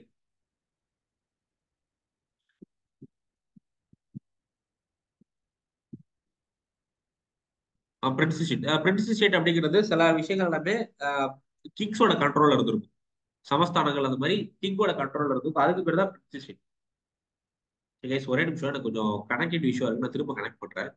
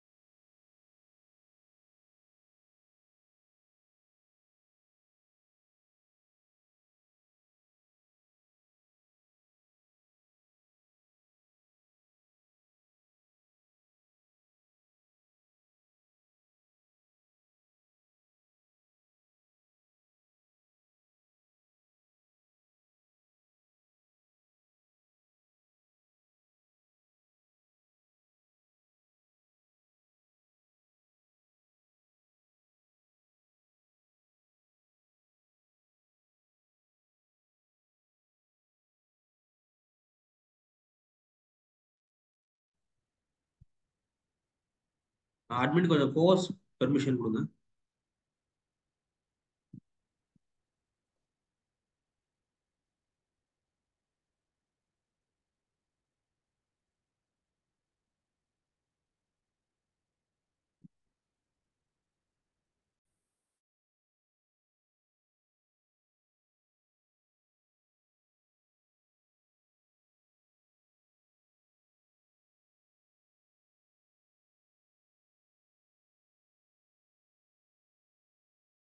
Okay, thank you. ஸோ இது வரை கிளியரா? சிமெண்ட் கமிஷன் வரை கிளியரா? நிறைய டவுட் கேட்டிருந்தீங்க சிமெண்ட் கமிஷன்ல. ஸோ ஃபர்ஸ்ட் என்ன பண்றாங்க அப்படின்னா டயார்கியை அபாலிஷ் பண்ணிடுறாங்க. டயார்கி என்னன்னு சொல்லிட்டு நம்ம பார்த்தோம் போனதுலேயே 1999ல 2 இது கொண்டு வந்தாங்கல்ல. ஸோ அதான் டயார்கி, அதை அபாலிஷ் பண்ணிட்டாங்க. அதே மாதிரி ப்ரொவின்சியல் கவர்மெண்ட், அதாவது ஸ்டேட் கவர்மெண்ட்டுக்கு அதிகமான பவர்ஸ் கொடுங்க அப்படிங்கிற மாதிரி சொல்றாங்க. அடுத்து கம்யூனல் ரெப்ரஸன்டேஷன், நம்ம 1909 ஆக்ட்ல பார்த்தோம்ல, முஸ்லீம்ஸ்க்கு கம்யூனல் ரெப்ரஸன்டேஷன் கொடுத்தாங்கன்னு சொல்லிட்டு அதை கண்டினியூ பண்ண சொல்றாங்க. அடுத்து கடைசியா இப்ப நம்ம கரண்ட்ல இருக்க மாதிரி ஃபெடரல் சிஸ்டம், அதாவது சென்ட்ரல் கவர்மெண்ட் ஸ்டேட் கவர்மெண்ட் கொண்டு வர சொல்றாங்க. ஸோ அந்த இதுக்குள்ளேயே வந்து பிரின்ஸ்லி ஸ்டேட் இன்க்ளூட் பண்ண சொல்றாங்க. பிரின்ஸ்லி ஸ்டேட் அப்படிங்கிறது இந்தியால பிரிட்டிஷ் கவர்மெண்ட் கீழே சில சமஸ்தானம், திருவாங்கூர் சமஸ்தானம், இந்த மாதிரி அதே மாதிரி ஹைதராபாத், டைரக்டா பிரிட்டிஷோடைய கண்ட்ரோல் இல்லாம. ஸோ ஃபர்ஸ்ட் வந்து பிரிட்டிஷ் கண்ட்ரோல். பிரிட்டிஷ் வந்து யாருக்கு பவர் கொடுத்துருப்பாங்கன்னா அந்த பிரின்சஸ்க்கு பவர் கொடுத்துருப்பாங்க, நிசாம்ஸ் இந்த மாதிரி. அவங்க தான் என்ன பண்ணுவாங்க, டைரக்டா ரூல் பண்ணுவாங்க. அந்த மாதிரி எது இதெல்லாம் வந்து இந்த பிரின்சஸ்க்கு கீழே இருந்துச்சோ அதுக்கு பேர் தான் என்ன, பிரின்ஸ்லி ஸ்டேட்ஸ். ஸோ இது எல்லாமே சேர்த்து ப்ராவின்சிஸ், சென்ட்ரல், பிரின்ஸ்லி ஸ்டேட்ஸ் இது எல்லாமே சேர்த்து ஒரு ஃபெடரலிசம் மாதிரி கொண்டு வரணும் அப்படிங்கிற மாதிரி ஒரு பொசிஷன் போடுறாங்க. ஸோ இது எல்லாமே வந்து ஆக்ட் கிடையாது, சைமன் கமிஷனுடைய ரெக்கமெண்டேஷன். இது கிளியரா? Simon commission recommendation.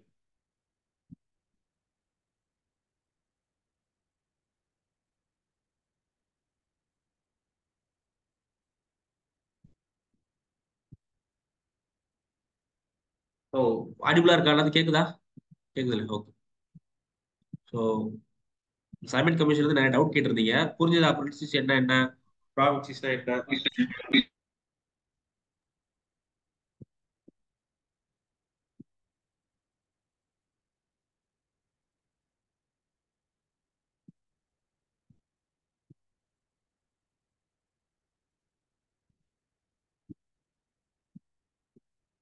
Okay. So அடுத்து நம்ம பார்க்க போறது ரொம்ப ரொம்ப முக்கியமான ஆக்ட். ஸோ இந்த ஆக்ட் என்ன சொல்லுவாங்கன்னா இந்தியன் கான்ஸ்டிடியூஷன் ஒரு ப்ளூ பிரிண்ட் அப்படிங்கிற மாதிரி சொல்லுவாங்க. ஏன்னா நம்ம இப்ப ஃபாலோ பண்ற நிறைய விஷயங்கள் வந்து இந்த ஆக்ட்ல தான், கவர்மெண்ட் ஆஃப் இந்தியா ஆக்ட் 1935ல இருந்து தான் நம்ம வந்து எடுத்திருப்போம். ஸோ அதுல ஃபர்ஸ்ட் என்ன அப்படின்னா, it provided for the establishment of all India federation. All India federation அப்படிங்கிறது இப்போ நம்ம ஃபெடரல் ஸ்ட்ரக்சர் ஃபாலோ பண்றோம்ல, சென்ட்ரல் கவர்மெண்ட் இருக்கு, அது கீழே ஸ்டேட் கவர்மெண்ட் இருக்கு, இந்த ஸ்ட்ரக்சர் ஃபாலோ பண்றோம்ல, அதே மாதிரி ஒண்ணுதான் என்ன பண்றாங்க இதுலயும் கொண்டு வர்றாங்க. So central government, state government, அதே மாதிரி பிரின்ஸ்லி ஸ்டேட்ஸ் இதெல்லாம் சேர்ந்துதான் இந்தியன் ஃபெடரேஷன் அப்படிங்கிற மாதிரி வந்து ஒரு ஃபெடரேஷன், கூட்டாட்சி வந்து இதுல கொண்டு வர்றாங்க. இது வந்து ஃபர்ஸ்ட்.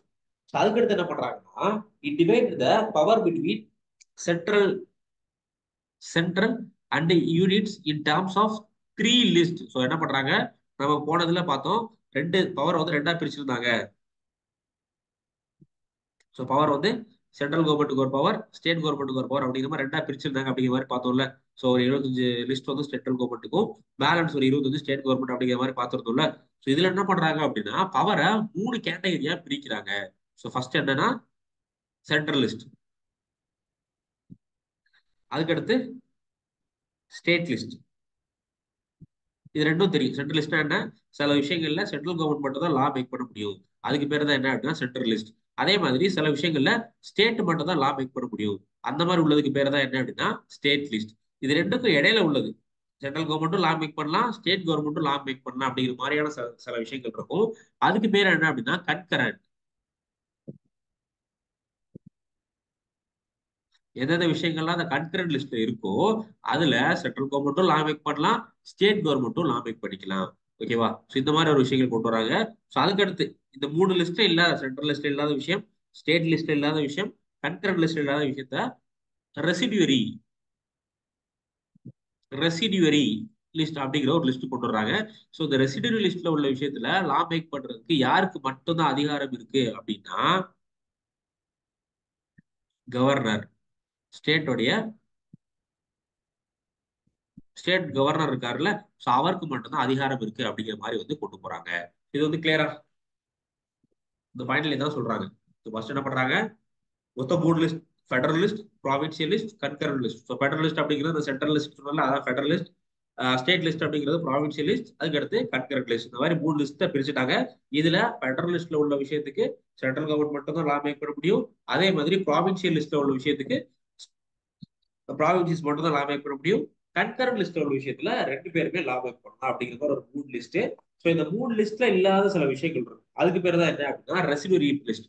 ஸோ இந்த ரெசிடரியோடைய பவர் யார்கிட்ட இருக்குன்னா வைஸ்ராய். சாரி, நான் கவர்னர்னு சொன்னேன், கவர்னருக்கு இல்ல, வைஸ்ராய். ஸோ வைஸ்ராய்க்கு தான் அந்த பவர் வந்து இருக்கு. However, this federation never fractionate since princely state did not join.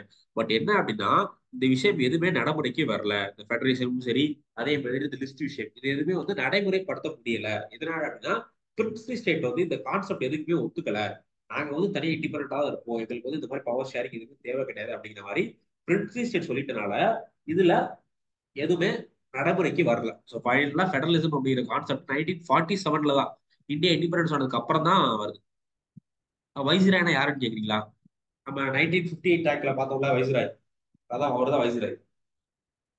So viceroy அப்படிங்கிறது இப்ப கரண்ட்ல இருக்க பிஎம் அப்படின்னா பிரசிடென்ட் மாதிரி உள்ள ஒரு அத்தாரிட்டி. நம்ம வைஸ்ராயோட எவல்யூஷன் எப்படி அப்படிங்கிறத முன்னாடியே பார்த்துருக்கோம்.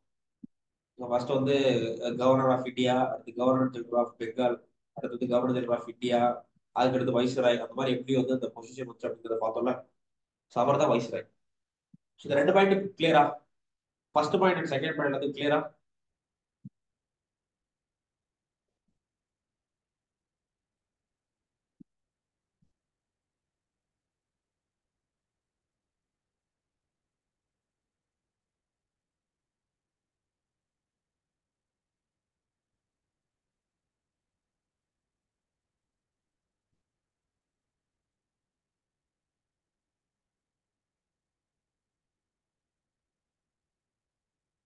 ஸோ அதுக்கு அடுத்து என்ன அப்படின்னா இட் அபாலிஷ்ட் டயார்கி.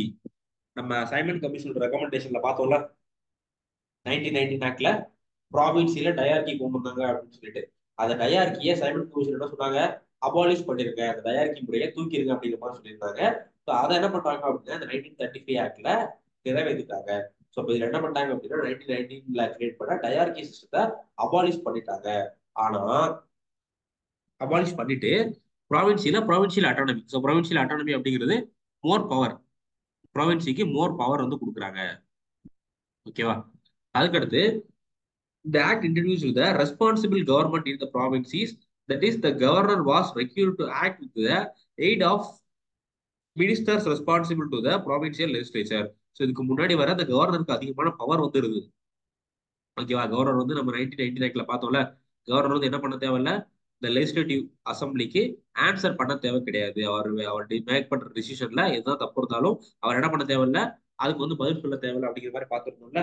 ஆனா இதுல என்ன கொடுத்தாங்க அப்படின்னா கவர்னர் வந்து மினிஸ்டருடைய எய்ட் அண்ட் அட்வைஸ், மினிஸ்டர் என்ன சொல்றாங்களோ அதை கேட்டுதான் கவர்னர் வந்து செயல்படுறோம் அப்படிங்கிற மாதிரி வந்து இதெல்லாம் சொல்றாங்க.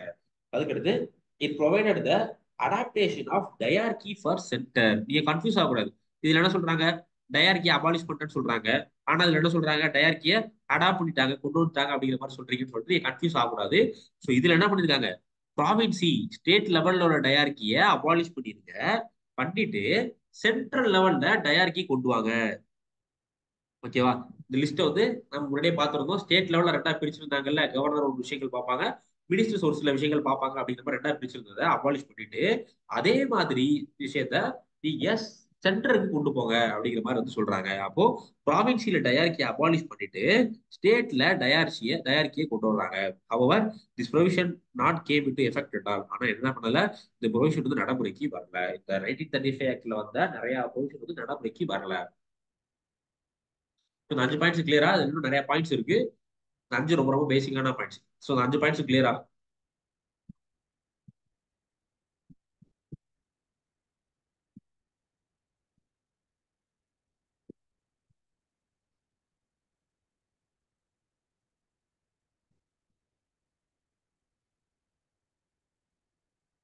இந்த 5 கிளியரா?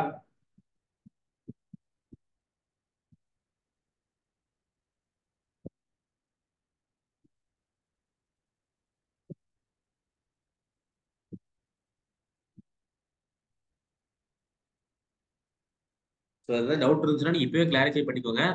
ஏன்னா அதெல்லாம் நம்ம பின்னாடி படிக்க போறது இதுதான் பேஸ். நம்ம இனிமேல் படிக்க போற விஷயத்துக்கு எல்லாமே தான் பேஸ். ஸோ அதனால ஏதாவது டவுட் இருந்துச்சுன்னா கிளாரிஃபை பண்ணிக்கோங்க.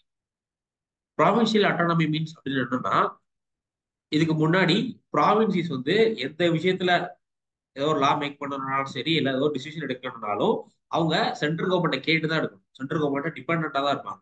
ஆனா இப்ப இதுல என்ன சொல்றாங்கன்னா, ப்ராவின்சியல் அட்டானமி அப்படிங்கிறது சென்ட்ரல் கவர்மெண்ட் டிபெண்ட் இருக்க தேவையில்லை. ஸோ அவங்களுக்கு தேவையான ஃபினான்ஸ் அவங்களே மேக் பண்ணிக்கலாம், அவங்களுக்கு தேவையான லாஸ் அவங்களே மேக் பண்ணிக்கலாம் அப்படிங்கிற மாதிரி தான். இப்ப நம்ம மாநில சுயாட்சி அப்படிங்கிற மாதிரி சொல்றோம்ல, ஸோ அதே தான் ப்ராவின்சியல் அட்டானமி அப்படிங்கிறது.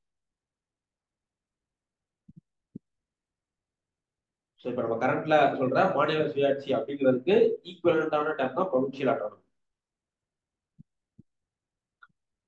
Fourth point. ஸோ இப்போ என்ன அப்படின்னா, அந்த ஃபோர்த் பாயிண்ட்ல என்ன சொல்றாங்கன்னா, மெயினா வந்து இதுக்கு முன்னாடி 1999 பார்த்தோம். சில விஷயத்துல வந்து கவர்னர் லா மேக் பண்ணுவாரு அப்படிங்கிற மாதிரி பார்த்தோம். ஆனா அவர் அந்த லா மேக் பண்றாருல, அந்த லால எது ஃபால்ட் இருந்தாலோ யாருமே என்ன பண்ண முடியாதுன்னா கேள்வி கேட்க முடியாது. அந்த கவர்னர் வந்து அவருக்கு தான் உச்சபட்ச அதிகாரம், அவர் எது யாருமே கேள்வி கேட்க முடியாது அப்படிங்கிற மாதிரியான ஒரு விஷயம் இருந்துச்சு. ஆனா இதுல என்ன பண்றாங்க, கவர்னர் எந்த விஷயம் பண்ணாலும் அவரு மினிஸ்டர்ஸோட பேச்சை கேட்டுதான் பண்ணணும். அவர் வந்து சுயேட்சையா தன்னிச்சையா முடிவெடுக்க முடியாது அப்படிங்கிற மாதிரி ஒரு விஷயம். அதான் வந்து ஃபோர்த் பாயிண்ட். ஸோ கவர்னர் வந்து எந்த விஷயம் பண்ணாலும் அதை வந்து எதை பேஸ் பண்ணி தான் அந்த நம்மளோட மினிஸ்டர் சொல்ற விஷயத்தை கேட்டு தான் கவர்னர் வந்து பண்ணணும் அப்படிங்கிற மாதிரி ஒரு விஷயம்.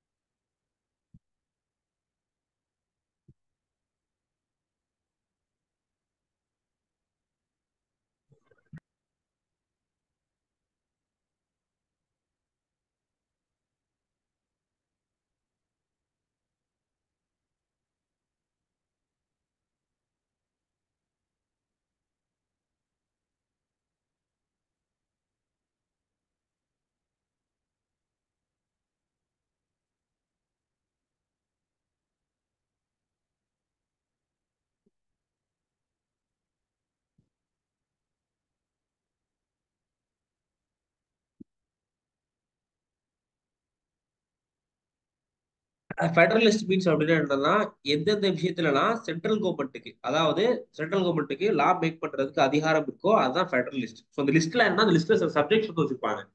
For example defence, finance, banking, இந்த மாதிரி சில விஷயங்கள் வச்சிருப்பாங்க. ஸோ அது வந்து ஃபெடரலிஸ்ட். அதுல பாத்தீங்கன்னா அந்த விஷயத்துல இந்த ஃபெடரலிஸ்ட்ல என்னென்ன விஷயங்கள்லாம் வச்சிருக்காங்களோ அதுல லா மேக் பண்றதுக்கு சென்ட்ரல் கவர்மெண்ட்டுக்கு மட்டும் தான் அதிகாரம் இருக்குன்னு அர்த்தம். ஸோ அதான் வந்து ஃபெடரலிஸ்ட். கிளியரா?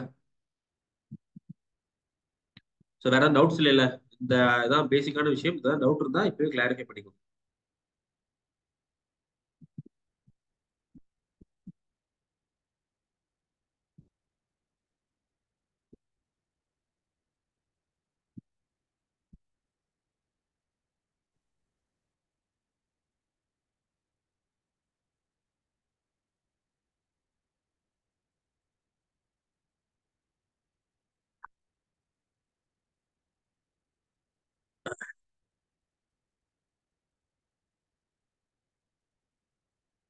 ஸோ அடுத்து இதெல்லாம் மறுபடியும் by cameralism.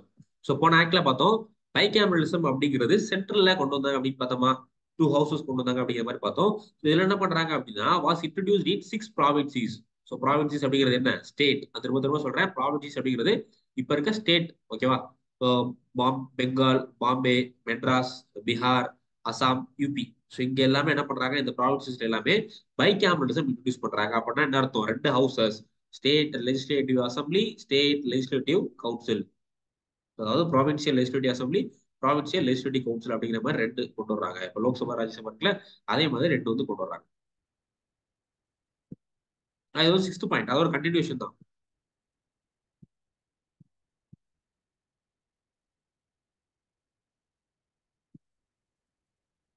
After provincial autonomy, the provinces does not need to ask the approval of center for any law making. Yes. So central the provinces சில பவர் கொடுத்துருப்பாங்க. ஃபார் எக்ஸாம்பிள் ஒரு 10 விஷயத்துல எஜுகேஷன், அக்ரிகல்ச்சர், அதே மாதிரி law and order, இந்த மாதிரி ஒரு 10 விஷயம் வச்சுக்கோங்களேன். அந்த 10 விஷயத்துல நீங்களே லா மேக் பண்ணிக்கங்க அப்படிங்கிற மாதிரி ப்ராவின்சிஸ்க்கு அட்டானமி கொடுத்துட்டாங்க அப்படின்னா, அந்த 10 விஷயத்துல அந்த ப்ராவின்சி மெட்ராஸ் ப்ராவின்சிக்கு என்ன தேவையோ அதை வந்து அவங்க என்ன வேணா லா மேக் பண்ணிக்கலாம் இந்த 10 விஷயத்துல. ஓகேங்களா? So அதுக்கும் சென்ட்ரல் அப்ரூவ் கூட எதுவுமே தேவை கிடையாது. ஸோ இது வந்து 6th பாயிண்ட் தான். ஃபர்ஸ்ட் வந்து 6th பாயிண்ட். ஓகேவா? So 6.6 point number 6. ஸோ இதில் என்ன சொல்றாங்க, புதுசா பைகேமரலிசம் வந்து ஒரு 6 ப்ராவின்சிஸ்ல பெங்கால், பாம்பே, மெட்ராஸ், பீகார், அசாம், யூபி இங்க எல்லாமே புதுசா 6 ப்ராவின்சிஸ்ல பைகேமரலிசம் கொண்டு வர்றாங்க. ஸோ அதுக்கடுத்து separate electorate was further extended to depressed class, women and labour. So மறுபடியும் இந்த செப்பரேட் எலக்டோரேட் என்ன பண்றாங்க, அடுத்தடுத்த பீப்புளுக்கு அடுத்தடுத்த கிளாஸஸ்க்கு இன்ட்ரடியூஸ் பண்ணிட்டே போறாங்க. 1909 ஆக்ட்ல யாருக்கு கொண்டு வந்தாங்க, ஃபர்ஸ்ட் வந்து முஸ்லீம் கொண்டு வர்றாங்க. ஸோ அதுக்கு அடுத்து 1919 ஆக்ட்ல என்ன பண்றாங்க, சீக்ஸ், ஆங்கிலோ இந்தியன் இந்த மாதிரி கொண்டு வர்றாங்க. அடுத்து 1935 ஆக்ட்ல டிப்ரஸ்ட் கிளாஸ், அதாவது எஸ்சி, எஸ்டி, உமன், லேபர் இவங்களுக்கு எல்லாத்துக்குமே என்ன பண்றாங்க, இந்த செப்பரேட் எலக்டோரேட் கொண்டு வர்றாங்க. அதுக்கப்புறமா புதுசா கவுன்சில் ஆஃப் இந்தியா, நம்ம 1858 ஆக்ட்ல கொண்டு வந்த கவுன்சில் ஆஃப் இந்தியா இருக்குல்ல, அது அபாலிஸ்ட். கவுன்சில் ஆஃப் இந்தியாவை அபாலிஷ் பண்ணிட்டாங்க. ஓகேவா? ஸோ கவுன்சில் ஆஃப் இந்தியா அப்படிங்கிற பாடியை அபாலிஷ் பண்ணிட்டு the secretary of state was instant provided with the team of advisor. இந்த கவுன்சிலோட முக்கியமான நோக்கம் என்ன, செக்ரட்டரி ஆஃப் ஸ்டேட்டை வழி நடத்துறது. செக்ரட்டரி ஆஃப் ஸ்டேட்டுக்கு வந்து அட்வைஸ் கொடுக்குறது அந்த கவுன்சில் ஆஃப் இந்தியாவுக்கு வேலை. ஆனா இதுல என்ன பண்றாங்கன்னா, செக்ரட்டரி ஆஃப் ஸ்டேட்டுக்கு அட்வைஸ் பண்றதுக்காக தனியா ஒரு அட்வைசரி டீமை போட்டுட்டாங்க. போட்டுட்டு இந்த கவுன்சில் ஆஃப் இந்தியாவை ஃபுல் அண்ட் ஃபுல், இந்த கவுன்சில் ஆஃப் இந்தியால எத்தனை பேர் இருந்தாங்க நம்ம பார்த்தோம். 1850 ஆக்ட்ல கவுன்சில் ஆஃப் இந்தியால எத்தனை நபர்கள் இருந்தாங்க அப்படிங்கிறத நம்ம பார்த்தோம். எத்தனை பேர் இருந்தாங்க, இதெல்லாம் முக்கியமான ஃபேக்ட். 3 பேரா? தப்பு. 3 பேர் கிடையாது.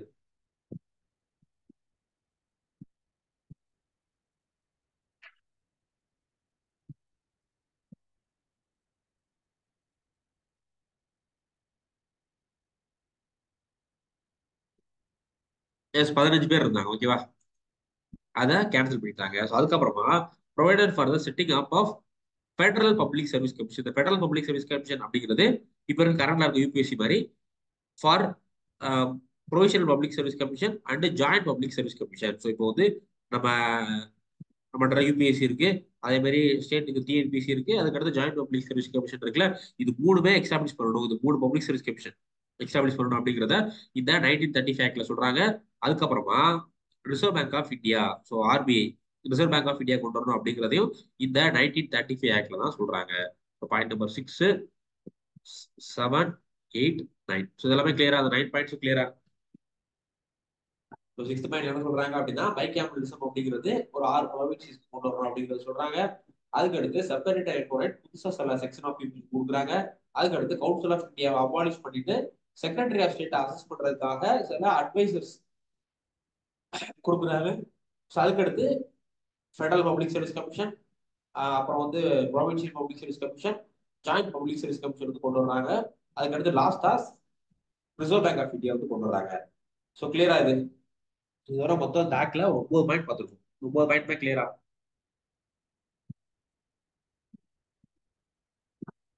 இதுல எதுவும் பாயிண்ட் டவுட் இருந்தா சொல்லுங்க. ஸோ 1935 ரொம்ப ரொம்ப முக்கியம். இந்த 1935 ஆக்டை பத்தி மெயின்ஸ்ல நிறைய தடவை கேட்டிருக்காங்க. யூபிஎஸ்சி மெயின்ஸ்ல நிறைய தடவை கேட்டிருக்காங்க.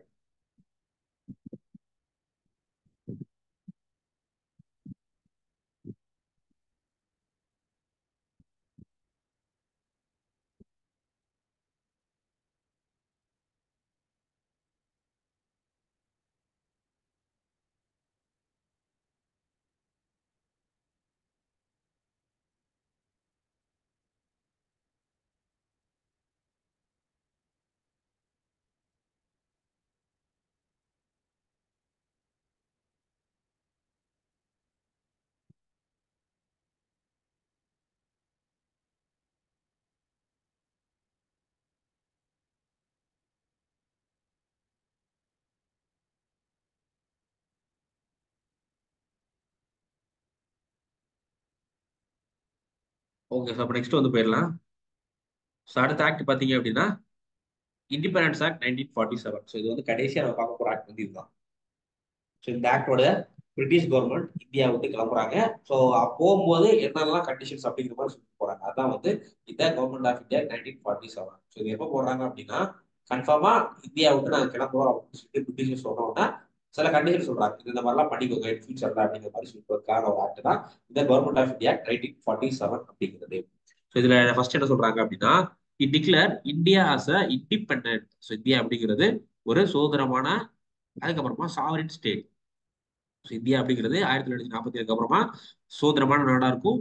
அதே மாதிரி சாவரின் ஸ்டேட். சாவரின் அப்படிங்கிறது என்ன, எந்த எந்த யாருமே கண்ட்ரோல் இல்லாம, இதுவரை இந்தியாவை யார் கண்ட்ரோல் பண்ணிட்டு இருந்தா, பிரிட்டிஷ் வந்து கண்ட்ரோல் பண்ணிட்டு இருந்தாங்கல்ல. இப்ப அதே மாதிரி பிரிட்டிஷ் கண்ட்ரோல் இல்லாம இந்தியா வந்து இனிமே இந்தியாவுக்கு என்னென்னலாம் தேவையோ அதை அவங்களே மேக் பண்ணிக்கலாம் அப்படிங்கிறதான் இந்த இது.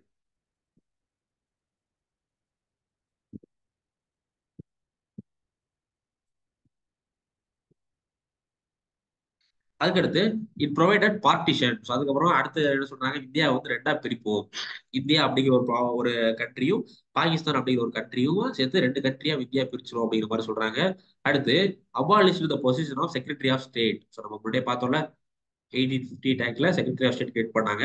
அந்த பொசிஷனை அபாலிஷ் பண்ணிட்டாங்க. ஓகேவா? ஸோ செக்ரட்டரி ஆஃப் ஸ்டேட் எதுவுமே கிடையாது. அதுக்கப்புறமா abolish the viceroy, abolished the office of Viceroy and provided for each dominion a governor general who had been appointed by British king on the advice of dominant cabinet. So the Viceroy அப்படிங்கிற posting பார்த்துருந்தோம்ல, இந்த வைஸ்ராயை தூக்கிட்டு இந்தியாவில் உள்ள ஒவ்வொரு ப்ராவின்சிஸ்க்கும் governor general appoint பண்ணுவோம் அப்படிங்கிற மாதிரி சொல்றாங்க. ஓகேவா? ஸோ அதுக்கடுத்து it empower the constitution assembly for two dominion. So இந்தியாவுக்கும் சரி பாகிஸ்தானுக்கும் சரி அவங்களுடைய ஓன் கான்ஸ்டிடியூஷனை ஃப்ரேம் பண்ணிக்கிறதுக்காக, அவங்களுக்கு தனியா ஒரு அரசியல் அமைப்பு சட்டத்தை கிரியேட் பண்ணிக்கிறதுக்காக ஒரு கான்ஸ்டிடியூஷன் அசம்பிளி, அரசியல் நிர்ணய சபை தனியா வந்து ஒரு அசம்பிளி வந்து கிரியேட் பண்ணிக்கலாம் அப்படிங்கிற மாதிரி சொல்றாங்க. The Constitution Assembly were empowered to legislate for the respective dominion till the new constituency were drafted and enforcement. So நம்ம ஆறாவது பாயிண்ட் வந்து கொஞ்சம் ட்ரிக்கியான பாயிண்ட். இந்தியா வந்து எப்போ இண்டிபெண்டன்ஸ் ஆகுது, 1947 இண்டிபெண்டன்ஸ் ஆகுது. பட் கான்ஸ்டிடியூஷன் எப்போதான் ஃபைனலா பண்ணி முடிக்கிறாங்க அப்படின்னா 1950 தான். ஸோ 1950 தான் கான்ஸ்டிடியூஷன் வந்து இந்தியாவுக்கு நடைமுறைக்கு வந்து வருது.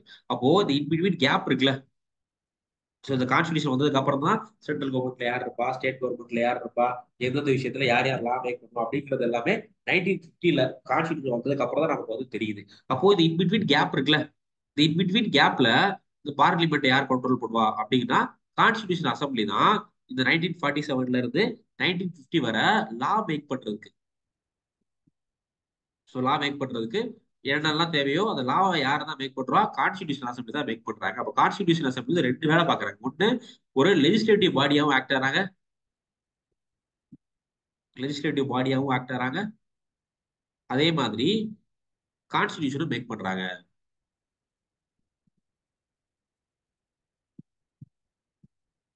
ஓகேவா? ஸோ இந்த ரெண்டு வேலையும் யார் பாக்குறா அப்படின்னா அந்த கான்ஸ்டியூஷன் அசம்பிளி வந்து பாக்குறாங்க. ஸோ இதான் வந்து இந்த பாயிண்ட். அடுத்து it granted the princely state to free to join either India or Pakistan or remain independent. நான் முன்னாடியே சொல்லியிருந்தேன்ல, பிரின்ஸ்லி ஸ்டேட் சில சமஸ்தானங்கள் இருந்துச்சு, திருவிதாங்கூர், அதே மாதிரி ஜம்மு காஷ்மீர், அதுக்கப்புறமா ஹைதராபாத், இந்த மாதிரி நிறைய. கிட்டத்தட்ட பிரிட்டிஷ் இந்தியாவுக்கு போகும்போது 550 இன்னைக்கு வந்து போனுக்கு ஸ்கின் கேர் பண்ண போறேன். 550 பிரின்ஸ்லி ஸ்டேட்ஸ் கிட்ட இருந்துச்சு. ஸோ பிரின்ஸ்லி ஸ்டேட் அப்படின்னா பிரின்சஸ் வந்து அதை இது பண்ணிட்டு இருப்பாங்க. ஓகேவா? அதை வந்து கண்ட்ரோல் பண்ணிருப்பாங்க. அதான் வந்து பிரின்ஸ்லி ஸ்டேட். ஸோ இந்த டயத்துல பாத்தீங்க அப்படின்னா மொத்தம் 552 பிரின்ஸ்லி ஸ்டேட் கிட்ட இருந்துச்சு. ஸோ அது எல்லாத்தையுமே அந்த பிரின்ஸ்லி ஸ்டேட்ஸ்க்கு வந்து ரெண்டு ஆப்ஷன் கொடுக்குறாங்க. ஒன்று, நீங்க இந்தியா கூட ஜாயின் ஆகிக்கோங்க, அப்படி இல்லைன்னா நீங்க வந்து பாகிஸ்தான் கூட ஜாயின் ஆகிக்கோங்க, அதுவும் இல்லையா நீங்க வந்து தனியா ஒரு நாடா இருந்துக்கோங்க அப்படிங்கிற மாதிரி இவங்களுக்கு வந்து இது கொடுக்குறாங்க, ஆப்ஷன் வந்து கொடுக்குறாங்க. ஸோ அதான் வந்து அந்த பாயிண்ட். ஸோ கிளியரா அது? சார் ஒரு டவுட் சார். சொல்லுங்க.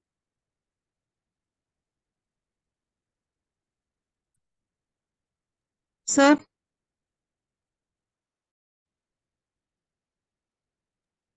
சொல்லுங்க, டவுட் என்ன? சார் இந்த பார்ட்டிஷன் வந்து பாகிஸ்தானும் இந்தியா வந்து மவுண்ட் பேட்டன் பிளான் ஜூன் 3 பிளான்ல தானே சார் பண்ணுவாங்க? அந்த ஜூன் 3 பிளான் தான் இது. அவர் மவுண்ட் பேட்டன் கொடுக்குறதா இது 1948 ஜூன் 3 பிளானுக்கு அப்புறமா கொண்டதுதான் இந்த இது. இந்த இடத்துலயுமே வந்து மவுண்ட் பேட்டன் தான் இருக்காரு. அதை பேஸ் பண்ணி தான், அந்த ஜூன் 3 பிளானை பேஸ் பண்ணி தான் வந்து இந்த இது பண்றாங்க. Okay sir. இந்த மாதிரி வந்து ஃபைனலா பார்ட்டிசிபேட் பண்ணிக்கலாம் அப்படிங்கிற மாதிரி. ஃபைனலா இந்தியா பிரிட்டிஷ் போகும்போது என்னென்னலாம் இது அப்படி இருக்கு, இனி ஃபியூச்சர்ல எப்படி இருக்கும் அப்படிங்கிறத சொல்லிட்டு போறது அந்த ஆக்ட் 1947.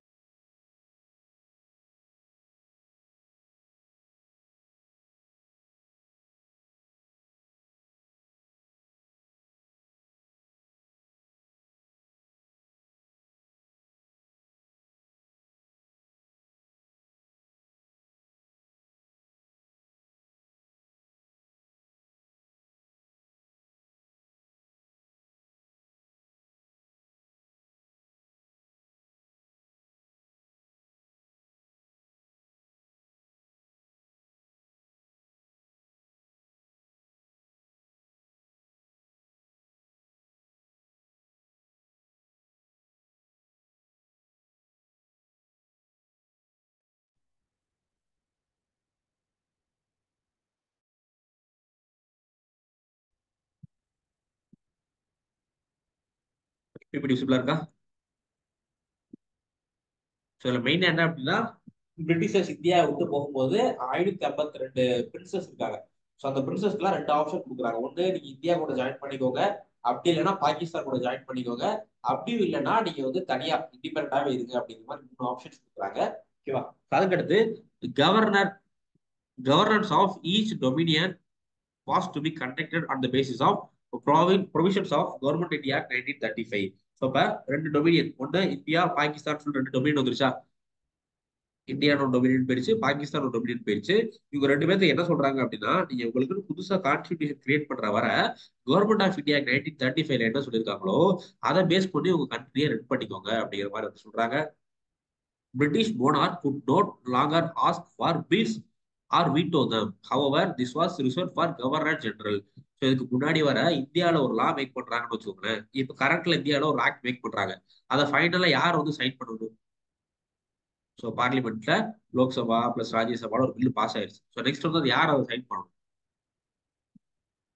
பிரசிடென்ட். பிரசிடென்ட் சைன் பண்ணணும்ல. அதே மாதிரி பிரிட்டிஷ் டயத்துல சென்ட்ரோட லெஜிஸ்லேட்டிவ் அசம்பிளிலேயோ இல்ல ஸ்டேட்டோட லெஜிஸ்லேட்டிவ் அசம்பிளி பில்லு பாஸ் ஆயிருச்சு அப்படின்னா அதை ஃபைனலா மொனார்க் அப்படிங்கிறது குயின் வந்து அக்செப்ட் பண்ணணும். ஓகேங்களா? குயின் சைன் பண்ணதுக்கு அப்புறம் தான் அந்த பில் வந்து லாவா மாறும். ஸோ ஆனா இப்ப என்ன பண்றாங்க, அந்த ப்ரொவிஷன் கேன்சல் பண்ணிட்டு இப்போ இதுக்கப்புறமா கவர்னர் ஜெனரலுக்கு அந்த பவர் கொடுப்பாங்க. அதுக்கு governor general of the dominion were made to act at the aid and advice of council. So அந்த கவர்னர் இருக்காருல்ல, கவர்னர் ஜெனரல், அவர் வந்து எதை பேஸ் பண்ணி தான் அட்வைஸ் ஆக்ட் பண்ணணும்? கவுன்சில் அட்வைஸை பேஸ் பண்ணி தான் அவர் வந்து ஆக்ட் பண்ணணும் அப்படிங்கிற மாதிரி வந்து சொல்றாங்க. ஸோ இதான் வந்து இந்த ஆக்ட். ஸோ இதுல ஏதாவது டவுட் இருக்கா? மொத்தம் 10 பாயிண்ட் இருக்கு இந்த ஆக்ட்ல. ஏதாவது டவுட்ஸ் இருக்கா? இந்த கவர்மெண்ட் ஆஃப் இந்தியா 1947 நமக்கு வந்து இண்டிபெண்டன்ஸ் கிடைச்சிட்டு, ஸோ அடுத்து வந்து நம்ம கான்ஸ்டிடியூஷன் மேக் பண்ற ப்ராசஸ்ல வந்து இறக்கிட்டோம்.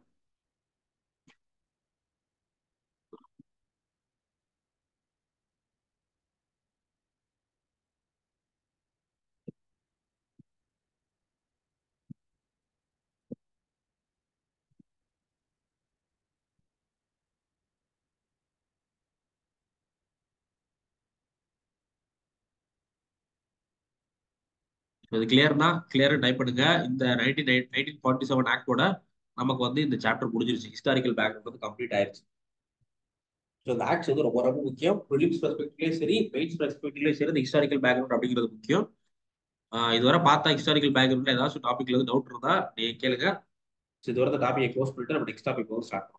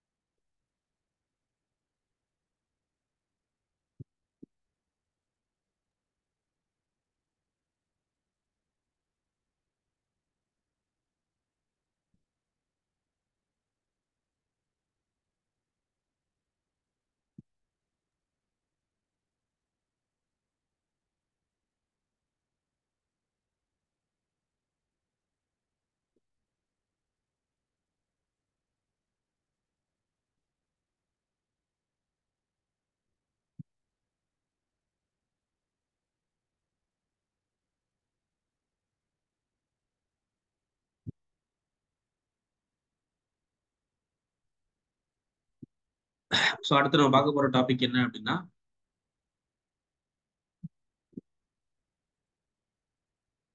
வை governor president post still we have after independence. So நம்ம முன்னாடியே சொன்னோம்ல, இப்போ நம்ம அந்த ஹிஸ்டாரிக்கல் பேக்ரவுண்ட் படிக்கிறதுக்கு முக்கியமான காரணம் என்ன?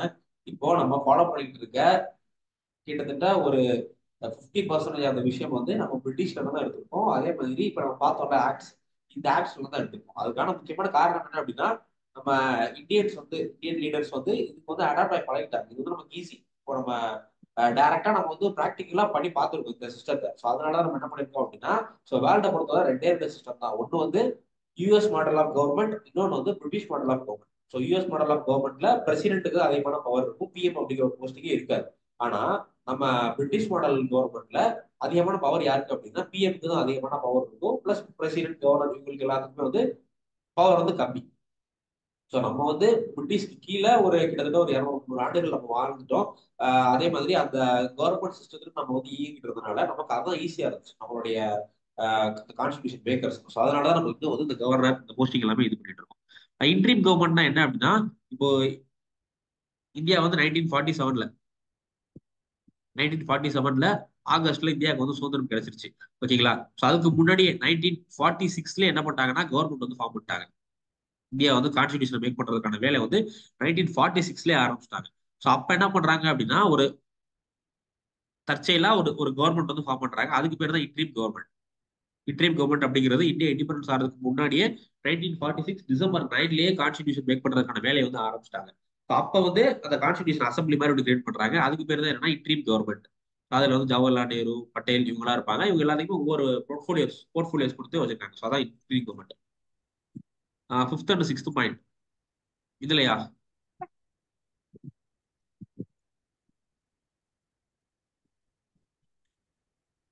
British monarch could no longer act for bills or veto them. Can you explain that point, sir? Okay. So இது என்ன அர்த்தம் அப்படின்னா, பிரிட்டிஷ் மோனார்க் அப்படிங்கிறது யாரை குறிக்குதுன்னா குயின். குயின் இருக்காங்கல்ல, அவங்கள குறிக்கிறது மோனார்க் அப்படிங்கிறது குயின். ஸோ இந்த பாயிண்ட்டுக்கான அர்த்தம் என்ன அப்படின்னா, இந்தியா வந்து பிரிட்டிஷ் ரூல்ல இருந்தாங்கல்ல 1947 முன்னாடி வர. ஸோ அப்போ இந்தியாவில் ஏதோ ஒரு சட்டம் இயற்றணும்னு வச்சுக்கோங்களேன். சென்ட்ரல் கவர்மெண்ட் வந்து ஒரு லா மேக் பண்ணணும் அப்படின்னா ஃபர்ஸ்ட் வந்து லெஜிஸ்லேட்டிவ் அந்த சென்ட்ரலோடைய கவுன்சில் ரெண்டு இதுலயுமே அப்பர் ஹவுஸ் லோயர் ஹவுஸ் ரெண்டு இதுலயுமே பாஸ் பண்ணி அதுக்கப்புறமா என்ன பண்ணுவாங்க அப்படின்னா குயினுடைய அசன்ட்டுக்காக இப்போ எப்படி லோக்சபால ஒரு லா பாஸ் பண்றாங்க அப்படின்னா ஃபர்ஸ்ட் லோக்சபால பாஸ் ஆகும், அதுக்கப்புறமா ராஜ்யசபால பாஸ் ஆகும், அதுக்கப்புறமா பிரசிடென்ட் சைன் போடும். சைன் போட்டதுக்கு அப்புறம் தான் அது வந்து ஆக்டா மாறும். அதே மாதிரி தான் பிரிட்டிஷ் இந்தியா டயத்துல ஃபர்ஸ்ட் என்ன பண்ணுவாங்க, சென்ட்ரலுடைய லெஜிஸ்லேட்டிவ் கவுன்சில் இருக்குல்ல அதுல பாஸ் பண்ணுவாங்க, அடுத்த லெஜிஸ்லேட்டிவ் அசம்பிளில பாஸ் பண்ணுவாங்க. அதுக்கப்புறமா பிரசிடென்ட்டுக்கு அனுப்புறதுக்கு பதில குயினுக்கு அனுப்புவாங்க. குயின் வந்து ஃபைனலா அங்கீகாரம் பண்ணணும், ஓகே இந்த பில்லு ஓகே அப்படின்னு பண்ணாதான் அது வந்து ஆக்டா அது மாறும் அப்படிங்கிற மாதிரி சொல்றாங்க. ஆனா இந்த 1947க்கு அப்புறமா அந்த ப்ராசஸ் தேவை கிடையாது. எந்த பில்லையுமே குயினுக்கு அனுப்ப தேவை கிடையாது. ஸோ யாருக்கு அனுப்புனா போதும், கவர்னர் ஜெனரலுக்கு அனுப்புனா போதும். ஸோ அவர் வந்து சைன் போட்டாருன்னா பில்லு வந்து பாஸ் ஆயிரும் அப்படிங்கிற மாதிரி சொல்றாங்க. ஸோ கிளியரா முகமது இஹ்சான்? கிளியரா? ஓகே. இன்ட்ரீம் கவர்மெண்ட், அதாவது இன்ட்ரீம் கவர்மெண்ட் ஓகே சொல்லியாச்சு. அடுத்து 5th and 6th point.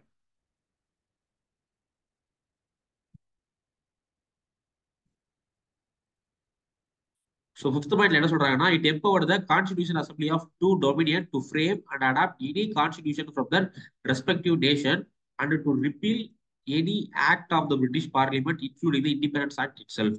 So அவங்க என்ன பண்ணிக்கலாம் அப்படின்னா, இப்போ இந்தியா இருக்கு, பாகிஸ்தான் இருக்கு. இந்தியா வந்து இந்தியாவுக்கு என்ன தேவையோ அதை பேஸ் பண்ணி இந்தியா வந்து தனியா ஒரு அவங்களுக்கு கான்ஸ்டிடியூஷன் வந்து ஃப்ரேம் பண்ணிக்கலாம். அதே மாதிரி இப்போ இதுவரை நம்ம ஆக்ட் பார்த்துருக்கோம்ல, 1773ல இருந்து 1947 ஆக்ட் பார்த்திருக்கோம்ல, இந்த ஆக்ட்ல உள்ள எந்த ப்ரொவிஷன்ஸ் வேணாலும் அவங்க எடுத்து அந்த கான்ஸ்டிடியூஷன்ல வச்சுக்கலாம். ஓகேவா? சோ அந்த ப்ரொவிஷனை அப்படியே எடுத்து வச்சுக்கலாம், இல்ல அந்த ப்ரொவிஷன் எடுத்து ஒரு சில மாடிஃபிகேஷன் பண்ணியும் என்ன பண்ணிக்கலாம், அவங்க வந்து கான்ஸ்டிடியூஷன்ல வச்சுக்கலாம் அப்படிங்கிற சொல்றதுதான் இந்த 5th பாயிண்ட். ஸோ 6th என்ன அப்படின்னா, the constitution assembly were empowered to legislate. So constitution assembly ரெண்டு வேலை பாக்குறாங்க. ஒன்று என்ன பண்றாங்க, கான்ஸ்டிடியூஷன் மேக் பண்றது பாக்குறாங்க. அதே மாதிரி கான்ஸ்டிடியூஷன் மேக் பண்ணதுக்கு அப்புறம் தான் நமக்கு வந்து எலெக்ஷன் நடக்குது, பார்லிமெண்ட் வருது, அதுக்கப்புறம் தான் லா வந்து மேக் பண்றாங்க. ஆனா இந்த இன்பிட்வீன் கேப் இருக்குல்ல, 1947 இண்டிபெண்டன்ஸ் ஆனதுல இருந்து 1950 கான்ஸ்டிடியூஷன் வர வர நமக்கு என்னென்னலாம் லாஸ் தேவையோ அந்த சட்டத்தை இயற்றுற வேலையை யார் தான் பாக்குறாங்கன்னா கான்ஸ்டிடியூஷன் அசம்பிளி தான் பாக்குறாங்க. ஸோ அதான் வந்து 6th பாயிண்ட். ஸோ கிளியரா? இதுல எல்லா பாயிண்ட்ஸும் கிளியரா? Whether British, France, Portugal, Dutch East India company all are different. Yes, எல்லாமே டிஃபரெண்ட். ஈஸ்ட் இந்தியா கம்பெனி அப்படிங்கிறது பிரிட்டிஷ்ல உள்ள கம்பெனி. அதே மாதிரி டச்சுனா டச்சுக்கு அந்த கம்பெனிக்கும் தனி பேர் இருக்கும். இந்த மாதிரி எல்லாமே டிஃப்ரெண்ட் தான். போர்ச்சுகல், டச்சு இவங்க எல்லாமே டிஃப்ரெண்ட் தான். ஸோ இந்தியாவை ஆட்சி வந்து பிரிட்டிஷ் ஈஸ்ட் இந்தியா கம்பெனி. ஸ்டார்டிங்ல பாத்தீங்க அப்படின்னா இந்தியாவுக்கு ஃபர்ஸ்ட் வர்றது போர்ச்சுகல். ஸோ அதுக்கப்புறமா பிரிட்டிஷ் வர்றாங்க, அதுக்கப்புறமா டச் வர்றாங்க, அதுக்கப்புறமா டேனிஷ் வர்றாங்க, அதுக்கப்புறமா பிரான்ஸ் வர்றாங்க. ஸோ இங்க எல்லாத்துக்கும் இடையில சண்டை நடக்குது. சண்டை நடந்து ஃபைனலா இந்தியாவில் யாரெல்லாம் நீடிக்கிறா அப்படின்னா பிரிட்டிஷர்ஸ் தான். 1947 வரை நீடிக்கிறது பிரிட்டிஷர்ஸ் தான். ஸோ இவங்க எல்லாத்தையுமே பிரிட்டிஷர்ஸ் என்ன பண்ணாங்க, விரட்டி அடிச்சிட்டாங்க. ஃபைனலா பிரிட்டிஷர்ஸ் மட்டும் தான் இருக்காங்க. இவங்க எல்லாமே தனித்தனி தான். ஃபோர்த் பாயிண்ட், எதுல உள்ள ஃபோர்த் பாயிண்ட் தெரியல. அந்த federal fourth point. Okay,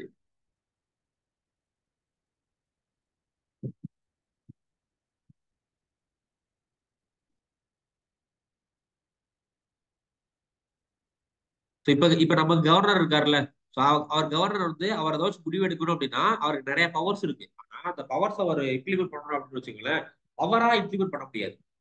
council of minister, சிஎம்ல என்ன சொல்றாங்களோ அதை கேட்டுதான் கவர்னர் வந்து முடிவெடுக்க முடியும். அதே மாதிரி பிரசிடென்ட்டுக்கு நிறைய பவர் இருக்கு, ஓகேங்களா. ஆனா அந்த எல்லா பவரையுமே அவரா இம்ப்ளிமெண்ட் பண்ண முடியாது. கவுன்சில் ஆஃப் மினிஸ்டர், அதுக்கப்புறமா பிஎம், இவங்களுக்கு கேட்டுதான் இம்ப்ளிமெண்ட் பண்ண முடியும். அதே மாதிரிதான் பாயிண்ட் 4லயும் அதான் சொல்றாங்க. First slide fourth point.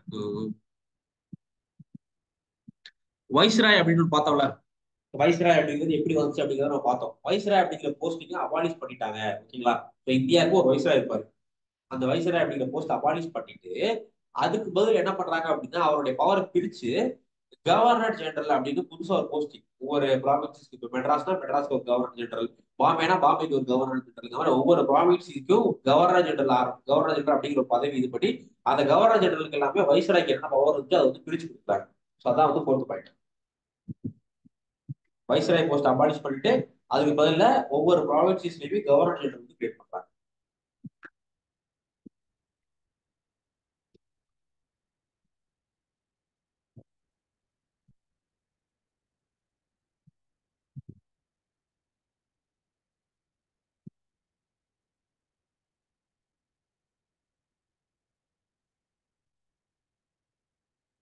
Okay, so இதோட நமக்கு வந்து இது வந்து கம்ப்ளீட் ஆயிடுச்சு. நம்ம நெக்ஸ்ட் வந்து அடுத்த டாபிக் வந்து பார்த்தோம்.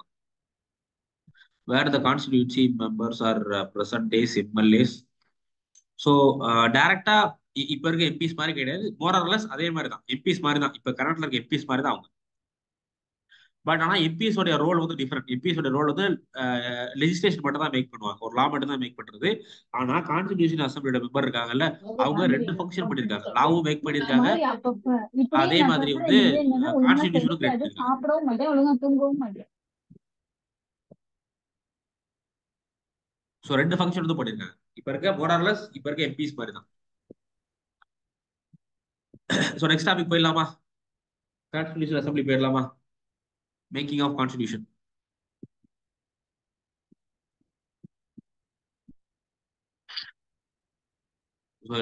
இந்த டாபிக் நம்ம ஹிஸ்டாரிக்கல் பேக்ரவுண்ட் வந்து கம்ப்ளீட் பண்ணியாச்சு. ஸோ வந்து ரிவைஸ் பண்ணி பாருங்க. டவுட் எதுவும் இருந்துச்சுன்னா நோட் பண்ணிட்டு நெக்ஸ்ட் கிளாஸ்ல வந்து நீங்க கேளுங்க.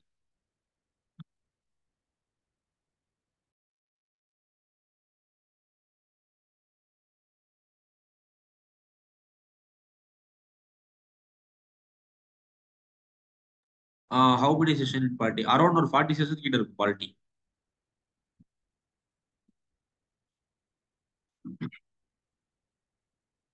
அடுத்து நம்ம பார்க்க போறது மேக்கிங் ஆஃப் கான்ஸ்டிடியூஷன். ஸோ இந்த சாப்டர்ல வந்து கான்ஸ்டிடியூஷன் தான் யாரை மேக் பண்ணா, எப்படி மேக் பண்ணாங்க, என்னென்ன ப்ராசஸ் எல்லாம் போச்சு, அதே மாதிரி கான்ஸ்டிடியூஷன் மேக் பண்றதுல யார் யாரெல்லாம் இருந்தாங்க, அவங்கள எப்படி தேர்ந்தெடுக்கப்பட்டாங்க, இந்த மாதிரி விஷயங்கள் எல்லாமே நம்ம வந்து இதுல பார்க்க போறோம் இந்த மேக்கிங் ஆஃப் கான்ஸ்டிடியூஷன் டாபிக்ல. ஸோ இது வந்து மெமரைஸ் பண்றதுக்கு how to memorise all these act without confusion. So யூபிஎஸ்சியை பொறுத்தவரை நீங்க மெமரைஸ் பண்ண வேலைக்கு ஆகாது. ஸோ ஒன்று என்ன அப்படின்னா நீங்க வந்து ரிப்பீட்டடா திரும்ப திரும்ப அந்த டாபிக் படிச்சுட்டே இருந்தீங்க அப்படின்னா ஆட்டோமேட்டிக்கா வந்து உங்களுக்கு மைண்ட்ல ஏறிடும். மனப்பாடம் பண்ணணும் மட்டும் நினைக்காதீங்க. ஒரு 10 தடவை 15 தடவை திரும்ப திரும்ப அந்த டாபிக் ரிவைஸ் பண்ணிட்டே இருக்கு, படிச்சுட்டே இருக்கு. ஆட்டோமேட்டிக்கா அந்த மாதிரி பண்ணீங்க அப்படின்னா உங்களுக்கு வந்து மைண்ட்ல ஸ்டோர் ஆயிரும். நம்ம ஸ்கூல்ல படிச்சது காலேஜ்ல படிச்ச மாதிரி மெமரைஸ் பண்ணணும்னா தேவையில்ல. ஃபர்ஸ்ட் வந்து ரிவைஸ் பண்ணுங்க, மல்டிபிள் ரிவிஷன் வந்து கொடுங்க. அதே மாதிரி நீங்க படிச்சதை ரீகால் பண்ணி பாருங்க, புக்கு பார்க்காம ரீகால் பண்ணி பாருங்க. உங்களால இது பண்ண முடியுதா? இப்போ ஃபார் எக்ஸாம்பிள் இப்போ 1947 ஆக்ட் அப்படின்னா அதுல என்னெல்லாம் சொன்னாங்க, அதே மாதிரி 1958 ஆக்ட்ல என்னெல்லாம் சொன்னாங்க அப்படிங்கிறத நீங்க ஃபர்ஸ்ட் ஒரு 2 3 தடவை படிச்சுட்டு உங்களால ரீகால் பண்ண முடியுதா, அதுல இந்த ப்ரொவிஷன்லாம் வருது அப்படிங்கிறது ரீகால் பண்ண முடியுதா அப்படிங்கிற மாதிரி பாருங்க. அதே மாதிரி சில ஃபேக்ட்ஸ் ஞாபகம் வச்சுக்கிறதுக்கு நீங்க இந்த நிமோனிக்ஸ் மாதிரி யூஸ் பண்ணலாம். நிமோனிக்ஸ் அந்த கோட்ஸ்லாம் யூஸ் பண்ணுவாங்கல்ல, ஸோ அந்த மாதிரி நீங்க வந்து யூஸ் பண்ணலாம். பட் யூபிஎஸ்சியை பொறுத்தவரை மக பண்ண ட்ரை பண்ணாதீங்க.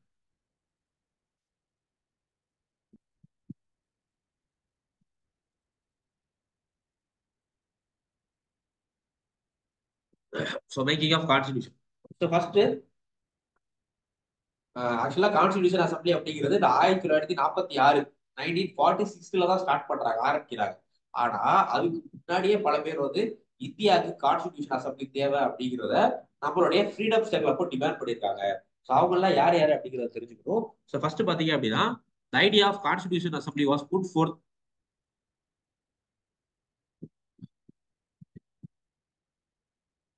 Assembly was put forward for the first time by M.N. Roy. So first 1935 1935ல M.N. Roy அப்படிங்கிற ஒரு கம்யூனிஸ்ட் லீடர் தான் என்ன பண்றாரு, இந்த கான்ஸ்டிடியூஷன் அசம்பிளி, இந்தியாவுக்கு கான்ஸ்டிடியூஷன் அசம்பிளி அப்படிங்கிறது ஒரு தேவை அப்படிங்கிறத ஃபர்ஸ்ட் ப்ரொபோஸ் பண்ணது யாரு அப்படின்னா இதான் M.N. ராய் அப்படிங்கிறத ப்ரொபோஸ் பண்றாரு.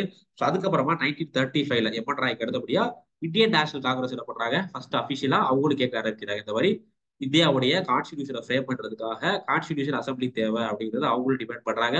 அதுக்கு அடுத்து 1938ல Jawaharlal Nehru made this emphatic statement regarding the constitution. The constitution of free India must be framed without outside interference by constitution assembly elected on the basis of adult franchise. So அடுத்து 1938ல ஜவஹர்லால் நேரு என்ன demand பண்றாரு அப்படின்னா இந்தியாவுக்கு constitution frame பண்ணணும், அதை frame பண்றதுக்காக ஒரு assembly constitution assembly வந்து கிரியேட் பண்ணணும்.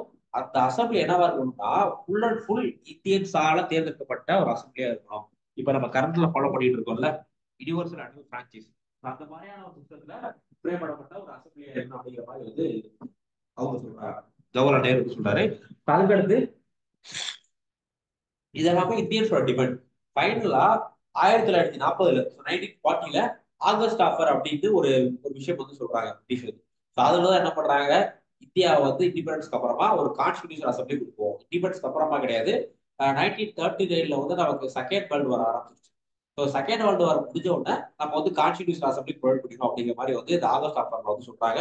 ஸோ அதுக்கப்புறம் ஃபைனலா 1946ல கேபினட் மிஷன் அப்படிங்கிற ஒரு மிஷன் இந்தியாவுக்கு வந்து அவங்களுடைய இதுபடிதான் அவங்க தான் ஃபைனலா இந்தியாவுக்கு வந்து கான்ஸ்டிடியூஷன் அசம்பிளி கிரியேட் பண்றாங்க. இந்த ஃபேக்ட்ஸ் எல்லாமே முக்கியம், இதை வந்து குரோனாலஜிக்கலா படிச்சுக்கோங்க. First M.N. ராய் கேட்கிறாரு, அடுத்து இந்தியன் நேஷனல் காங்கிரஸ், ஸோ அதுக்கடுத்து நேரு, அடுத்து 1940ல ஆகஸ்ட் ஆஃபர் மூலியமா தான் பிரிட்டிஷ் வந்து அக்செப்ட் பண்றாங்க. ஓகே வார் முடிஞ்சதுக்கு அப்புறமா கான்ஸ்டிடியூஷன் அசம்பிளி கொடுக்குறோம் அப்படின்னு அக்செப்ட் பண்றாங்க. ஸோ அதுக்கடுத்து ஃபைனலா வந்து கேபினட் மிஷன் படி 1946ல இந்தியாவுக்கு கான்ஸ்டிடியூஷன் அசம்பிளி வந்து கிடைச்சிருது. இது ஓகே கிளியரா?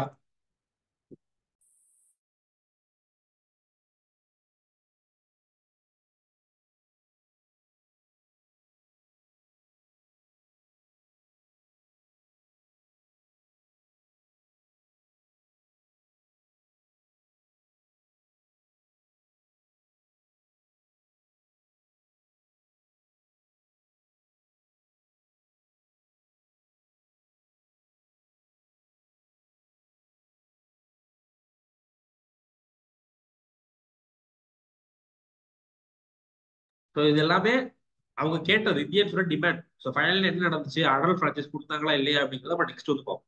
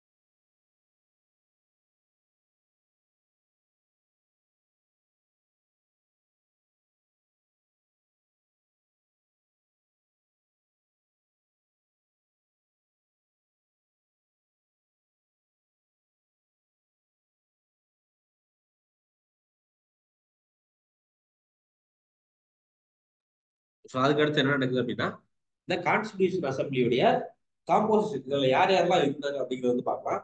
ஸோ ஃபர்ஸ்ட் கான்ஸ்டிடியூஷன் அசம்பிளி எப்போ ஃபார்ம் பண்றாங்க அப்படின்னா 1946 1946 வந்து ஃபார்ம் பண்றாங்க. ஸோ இதோடைய டோட்டல் ஸ்ட்ரென்த் எவ்வளவு அப்படின்னா 389 389 பேர் இருக்காங்க இந்த கான்ஸ்டிடியூஷன் அசம்பிளில. அதுல 389ல 296 296 சீட்ஸ் யாருக்காக உள்ளது அப்படின்னா பிரிட்டிஷ் இந்தியாக்காக உள்ளது. ஓகேவா? அதே மாதிரி 93 சீட்ஸ் வந்து பிரின்ஸ்லி ஸ்டேட். டோட்டலா பிரிட்டிஷ் இந்தியா அப்படிங்கிறது பிரிட்டிஷ் கண்ட்ரோல் பண்ண பகுதிகள், அதே மாதிரி பிரின்சஸ் ரூல் பண்ணியிருப்பாங்கல்ல, அதெல்லாம் சேர்த்துதான் பிரிட்டிஷ் இந்தியா, டோட்டல் இந்தியா. ஓகேவா? ஸோ அதுல இந்த 350 சீட் என்ன பண்றாங்க, 296 சீட் வந்து பிரிட்டிஷ் இந்தியா கொடுத்துட்றாங்க. அதே மாதிரி பிரிட்டிஷ் இந்தியா அப்படிங்கிறது டைரக்டா பிரிட்டிஷ் கவர்மெண்ட் வந்து ரூல் பண்ண பகுதி. ஸோ அதாவது பிரிட்டிஷ் இந்தியா, அது பிரிட்டிஷ் இந்தியாவுக்கு 296 வந்து கொடுத்துட்றாங்க.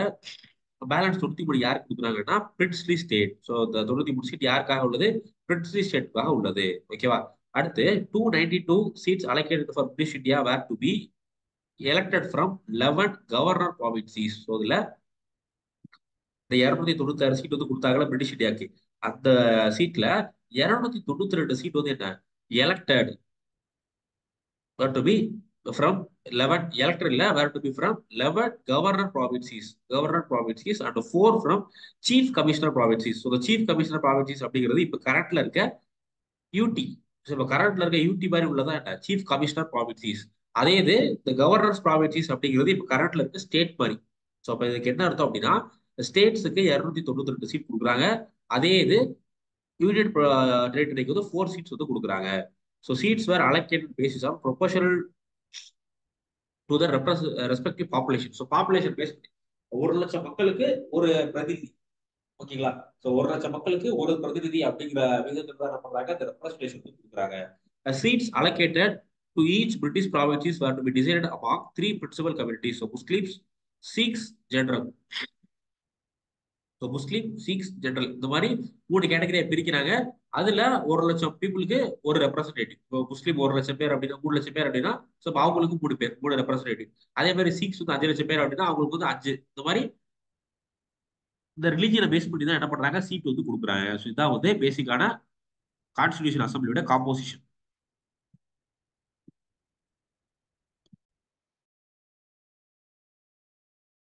ஸோ இந்த 11 கவர்னர் ஜெனரல் ப்ராவின்சிஸ் அப்படிங்கிறது மெட்ராஸ், பாம்பே, அதுக்கப்புறமா நார்த் வெஸ்ட் ப்ராவின்சிஸ், ஒடிசா, இந்த மாதிரி சில விஷயங்கள் இருக்கும். அது எல்லாமே கவர்னர் ப்ராவின்சிஸ்.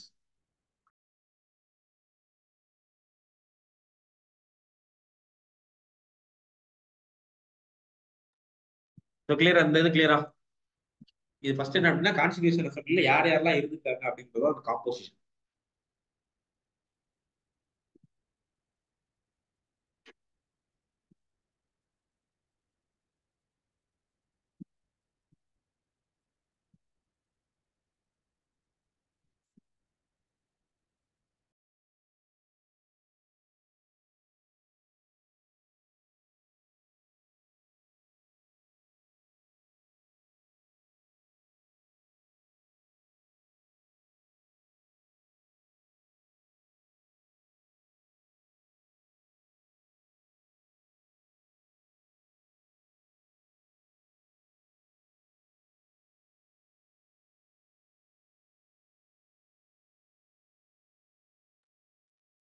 ஸோ அடுத்து representatives of each communities were elected by member of that community. So என்ன சொல்றாங்க அப்படின்னா இப்போ முஸ்லீம் வந்து ஒரு 10 பேர் அனுப்பணும் அப்படின்னா அந்த 10 பேரை யாரை தான் செலக்ட் பண்ணணும், முஸ்லீம்ஸ் மட்டும் தான் செலக்ட் பண்ணி அனுப்பணும்.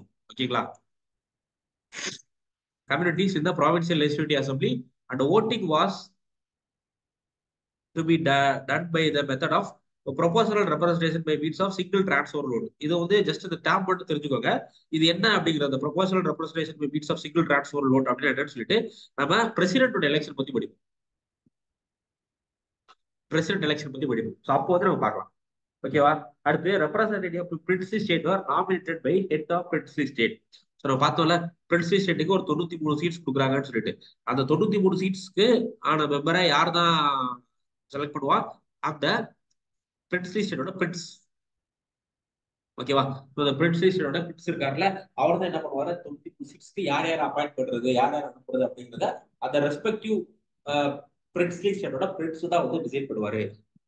The Constitution Assembly was partly elected. So constitution அசம்பிளியை பொறுத்தவரை அதுல பாதி மெம்பர் வந்து எலெக்டட், பாதி மெம்பர் வந்து நாமினேட்டட். ஸோ 93 மெம்பர் என்ன தான் பண்ணிருக்காங்க, நாமினேட் தான் பண்ணிருக்காங்க. So the member were to be indirectly elected by the member of provincial assembly who themselves were elected on the limited franchise. So இப்போ கரண்ட்ல நம்மளுடைய லோக்சபா எலெக்ஷன் எப்படி நடக்குது? லோக்சபா எலெக்ஷன் நம்மளுடைய லோக்சபா எலெக்ஷன் எப்படி நடக்குது, ராஜ்யசபா எலெக்ஷன் எப்படி நடக்குது? Lok Sabha direct election, Rajya Sabha indirect election.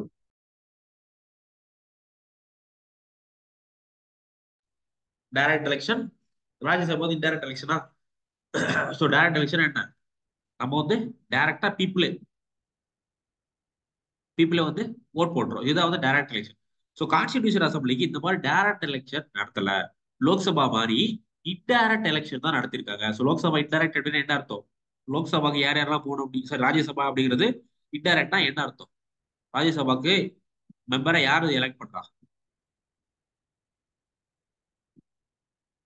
ராஜ்யசபாவுடைய மெம்பரை யார் எலெக்ட் பண்றா? எம்எல்ஏஸ். ஸ்டேட் லெஜிஸ்லேட்டிவ் அசம்பிளியோட மெம்பர்ஸ். ஸோ எக்ஸாம்பிள் எம்எல்ஏஸ் வந்து எலெக்ட் பண்றாங்க. ஸோ எம்எல்ஏஸ் ஃபர்தரா யார் எலெக்ட் பண்றாங்க? யார் elect நம்ம தான் சார் எலெக்ட் பண்றோம் எம்எல்ஏஸ். எம்எல்ஏவை பீப்புள். ஸோ அதே மாதிரி தான். ஸோ இப்போ இதே ப்ரொசீஜர் தான் ஃபாலோ பண்றாங்க. இந்த ராஜ்யசபாவை எடுத்துட்டு நீங்க என்ன போட்டுக்கலாம்னா கான்ஸ்டிடியூஷன் அசம்பிளி போட்டுக்கலாம். அதே மாதிரி இந்த ஸ்டேட் லெஜிஸ்லேட்டிவ் அசம்பிளி தூக்கிட்டு ப்ராவின்சியல் லெஜிஸ்லேட்டிவ் அசம்பிளி போட்டுக்கலாம். அதே மாதிரி பீப்புள். ஓகேவா? ஸோ அப்ப பீப்புள் இருக்காங்கல்ல, பீப்புள் என்ன பண்ணிருக்காங்க, ப்ராவின்சியல் லெஜிஸ்லேட்டிவ் அசம்பிளிக்கு வந்து பீப்புளை யார் யார் போகணும் அப்படிங்கிற எம்எல்ஏஸை பீப்புள் வந்து எலெக்ட் பண்ணி அனுப்பிச்சிருக்காங்க. ஸோ அந்த எம்எல்ஏஸ் தான் என்ன பண்றாங்க, கான்ஸ்டிடியூஷன் அசம்பிளிக்கு யார் யார் போகணும் அப்படிங்கிறத முடிவு பண்றாங்க. ஸோ அப்ப கான்ஸ்டிடியூஷன் அசம்பிளி அப்படிங்கிறது எதை பேஸ் பண்ணி தான் எடுத்திருக்காங்க அப்படின்னா இந்த இன்டைரக்ட் எலெக்ஷன் பேஸ் பண்ணி தான் எடுத்திருக்காங்க. ஸோ இதுல பார்த்தது எல்லாம் கிளியரா?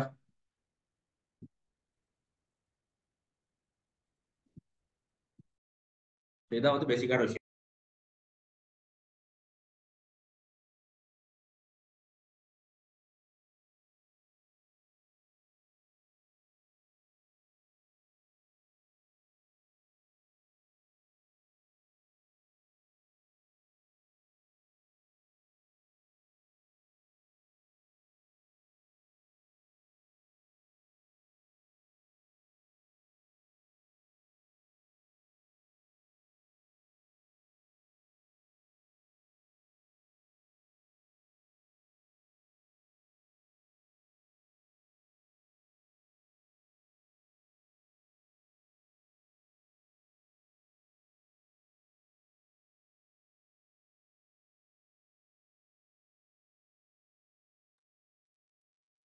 ஸோ அடுத்து இதுவரை பார்த்தது என்ன அப்படின்னா ஃபர்ஸ்ட் வந்து கான்ஸ்டிடியூஷன் அசம்பிளி எப்படி கான்ஸ்டியூட் பண்ணாங்க, எப்படி அமைச்சாங்க அப்படிங்கிறத பார்த்தோம்.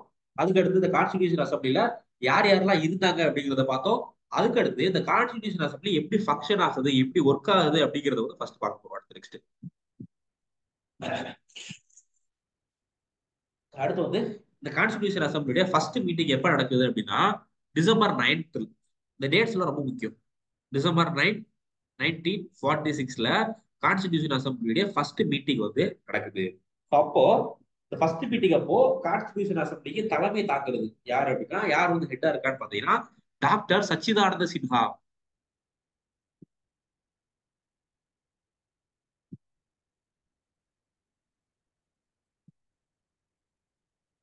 டாக்டர் சச்சிதானந்த சின்ஹா. சச்சிதானந்த சின்ஹா அப்படிங்கிறவர் என்ன பண்றாருன்னா இந்த ஃபர்ஸ்ட் பர்சன் நடக்கிற ஃபர்ஸ்ட் செஷனுக்கு தலைவரா இருக்காரு. எதனால இவர் தலைவரா போட்டாங்க அப்படின்னா கான்ஸ்டிடியூஷன் அசம்பிளில கிட்டத்தட்ட ஒரு 389 மெம்பர் இருக்காங்கல்ல, அந்த 389 மெம்பர்ல இவர் தான் வந்து ஓல்டஸ்ட் மெம்பர். ஸோ அதனால என்ன பண்றாங்க, அவர் வந்து ஃபர்ஸ்ட் செஷனுக்கு தலைவரா போடுறாங்க. Was elected as a temporary president of assembly following the French practice. இந்த மாதிரி அசம்பிளிக்கு அதுல உள்ள ஓல்டஸ்ட் மெம்பரா தலைவரா போடுறதுக்கான அந்த போடுறத வழக்கமா வச்சிருக்குது யாருன்னா பிரெஞ்சோடைய இதுல இந்த மாதிரி தான் பண்ணுவாங்க. இப்ப பிரெஞ்சுல புதுசா ஒரு அசம்பிளி ரெடி பண்றாங்க, எலெக்ஷன் முடிஞ்சு ஒரு அசம்பிளி ஃபார்ம் பண்றாங்க அப்படின்னா அந்த அசம்பிளியோட ஃபர்ஸ்ட் செஷனுக்கு யாரை தான் ஹெட்டா போடுவாங்க அப்படின்னா அந்த அசம்பிளியில இருக்கிற யார் ஓல்டஸ்ட் மெம்பரோ அவரை தான், யார் ரொம்ப வயது முதிர்ந்தவரோ அவரை தான் வந்து பிரசிடென்டா போடுவாங்க. ஸோ அதே மாதிரி கான்ஸ்டிடியூஷன் அசம்பிளியோடைய ஃபர்ஸ்ட் செஷனுக்கு பிரசிடென்டா இருக்கிறது யாருன்னா சச்சிதானந்த சின்ஹா. அதுக்கப்புறமா அடுத்த செஷன்ல இருந்து எலெக்ஷன் வைக்கிறாங்க. அந்த எலெக்ஷன்ல யாரு பிரசிடென்டா செலக்ட் ஆறா அப்படின்னா doctor Rajendra Prasad. So doctor Rajendra Prasad தான் கான்ஸ்டிடியூஷன் அசம்பிளியோடைய பிரசிடென்டா அதுக்கப்புறம் செயல்படுறாரு. ஸோ அதுக்கப்புறமா இவர் அசஸ் பண்றதுக்காக 2 வைஸ் பிரசிடென்ட் எலெக்ட் பண்றாங்க. ஸோ அதுல ஒருத்தவர் யாரு ஹச்சி முகர்ஜி. ஹச்சி முகர்ஜி அப்படிங்கிற ஒரு வைஸ் பிரசிடென்ட். அதே மாதிரி V T. Krishnamachari. So 2 vice president, H C Mukherjee, V T. Krishnamachari அப்படின்னு சொல்லிட்டு 2 வைஸ் பிரசிடென்ட் வந்து அப்பாயிண்ட் பண்றாங்க. அதுக்கப்புறமா பி.என். ராவ் அப்படிங்கிறவரை கான்ஸ்டிடியூஷனுடைய அட்வைசர், கான்ஸ்டிடியூஷன் அட்வைசரா அப்பாயிண்ட் பண்றாங்க. கான்ஸ்டிடியூஷன் அசம்பிளிக்கு அட்வைஸ் பண்றதுக்காக ஒரு அட்வைசரா இந்த பி.என். ராவ் அப்படிங்கிறவரை அப்பாயிண்ட் வந்து பண்றாங்க. அதுக்கடுத்து member of constitution assembly who stayed away from the proceeding initially also participate. So first பாத்தீங்க அப்படின்னா ஸ்டார்டிங்ல வந்து மொத்தம் 389ல 93 சீட் யாருக்கு கொடுத்திருந்தாங்க, பிரிட்டிஷ் ஸ்டேட் கொடுத்திருந்தாங்கல்ல. ஆனா ஸ்டார்டிங்ல என்ன பண்ணல அப்படின்னா பிரிட்டிஷர்ஸ் வந்து இந்தியா கூட ஜாயின் பண்ணல. ஸோ ஒன்ஸ் வந்து பார்ட்டிசிபேட்ஸ் எல்லாம் முடிஞ்சு 1947க்கு அப்புறம் தான் பிரிட்டிஷ் ஸ்டேட்ஸ் வந்து அவங்களுடைய ரெப்ரஸன்டேட்டிவ்ஸை கான்ஸ்டிடியூஷன் அசம்பிளிக்கு வந்து அனுப்புறாங்க.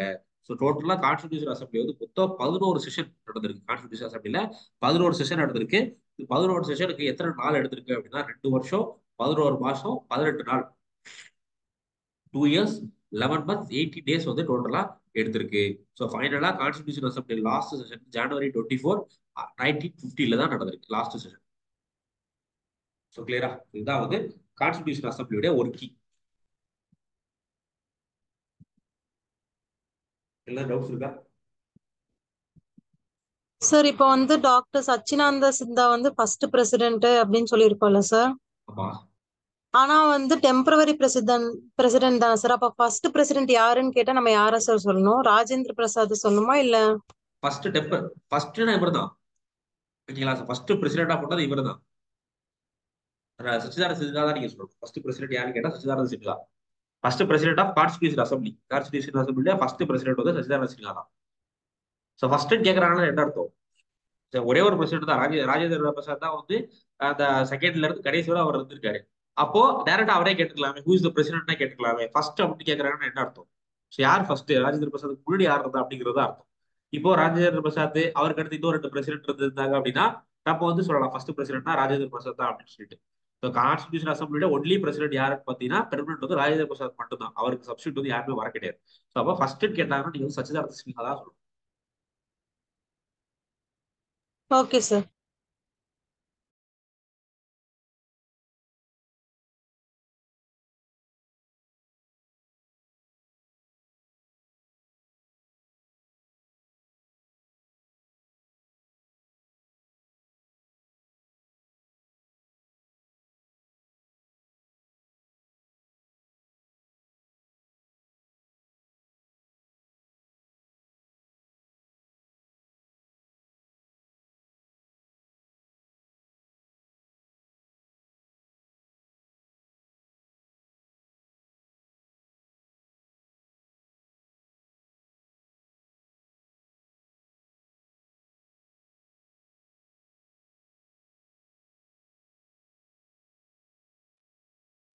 White 2 vice president. So 2 vice president எதனால இருந்திருக்காங்க அப்படின்னா கொஞ்சம் ஒர்க் அதிகமானதுனால.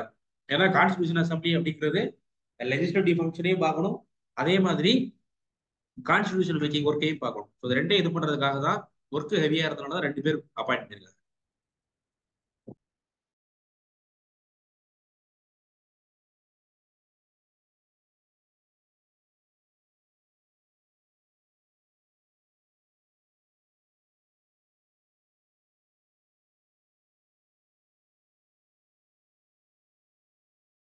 அதான் டவுட் இருக்கா? வேற ஏதாவது டவுட்ஸ் இருக்கா?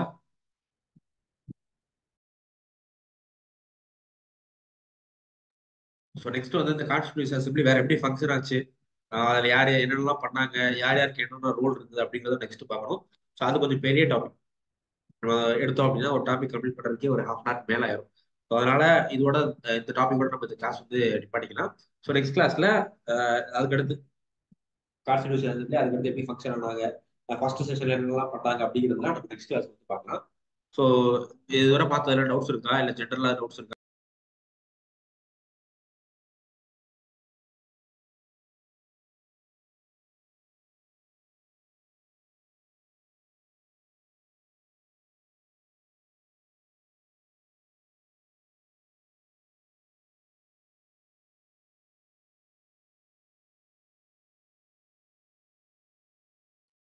வேற ஏதாவது டவுட்ஸ் இருக்கா? டாபிக்ஸ் ரிலேட்டடா இல்ல ஜென்ரலா டவுட்ஸ் இருக்கா?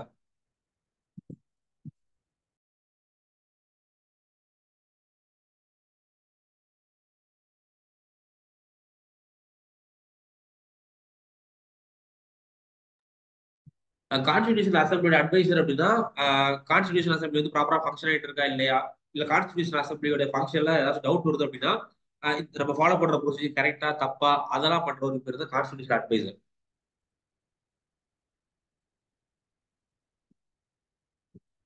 Sir constitution assembly. சொல்லுங்க. சார் இப்ப நியூஸ் பேப்பர் படிக்கிறோம்ல சார், ஹிந்து நியூஸ் ஆமா, பேப்பர் ஆமா. ரொம்ப லென்த் மாதிரி இருக்கு சார். அது ரொம்ப கஷ்டமா இருக்கு நோட்ஸ் எல்லாம் எடுக்கிறதுக்கு. இல்ல அது ஸ்டார்டிங்ல உங்களுக்கு அப்படிதான் இருக்கும். ஸ்டார்டிங்ல நீங்க இப்பதான் ஆரம்பிக்கிறீங்கன்னா ஒரு 3 ஹவர்ஸ் கூட ஆகலாம், 3-4 ஹவர்ஸ் கூட ஆகலாம். எவ்வளவு hours, எத்தனை ஹவர்ஸ் ஆகுது உங்களுக்கு ஒரு டாபிக் ஒரு நாளைக்கு நியூஸ் பேப்பர் படிச்சு பிடிக்க? சார் அது கம்ப்ளீட் பண்ண முடியாது, ரொம்ப கஷ்டமா இருக்கு சார். ஃபர்ஸ்ட் என்ன அப்படின்னா, ரொம்ப லேட் ஆகுதுன்னா நீங்க ஆஹ், உங்களுக்கு நமக்கு தேவையில்லாத சில டாபிக்ஸ் எல்லாம் படிப்பீங்கன்னு நினைக்கிறேன். நம்ம எடிட்டோரியல் அனுப்புற ஒரு எடிட்டோரியல் இருக்கு அப்படின்னா, அது வந்து நம்ம சிலபஸ்ல இருந்தா மட்டும் தான் அந்த எடிட்டோரியல் நம்ம வந்து படிக்கணும். அது நம்ம சிலபஸ்ல இல்ல, சில டைம் வந்து பொலிட்டிக்கல் சம்பந்தமா வரும், இல்ல அவுட் ஆஃப் த சிலபஸ் மாதிரி சில எடிட்டோரியல் வரும். அதெல்லாம் நீங்க ஸ்கிப் பண்ணிடலாம். ஸோ ஃபர்ஸ்ட் என்ன அப்படின்னா, ஃபர்ஸ்ட் நமக்கு தேவை சிலபஸ் உள்ளதை மட்டும் நீங்க படிச்சா போதும், எல்லாமே படிக்க தேவை.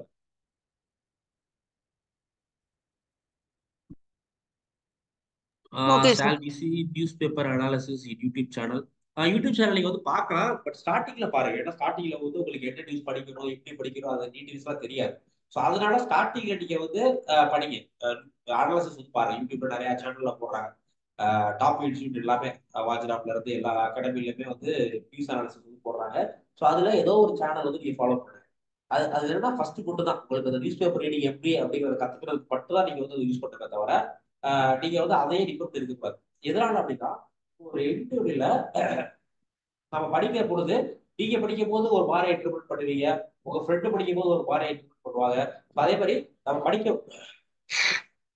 ஒவ்வொரு ஆள் படிக்கும் போது டிஃப்ரெண்ட் இன்டர்பிரட் பண்ணுவோம். ஸோ நீங்க ஓனா படிச்சாதான் வந்து உங்களுக்கு அதை கரெக்டா அனாலிசிஸ் பண்ற கேபபிலிட்டி எல்லாம்.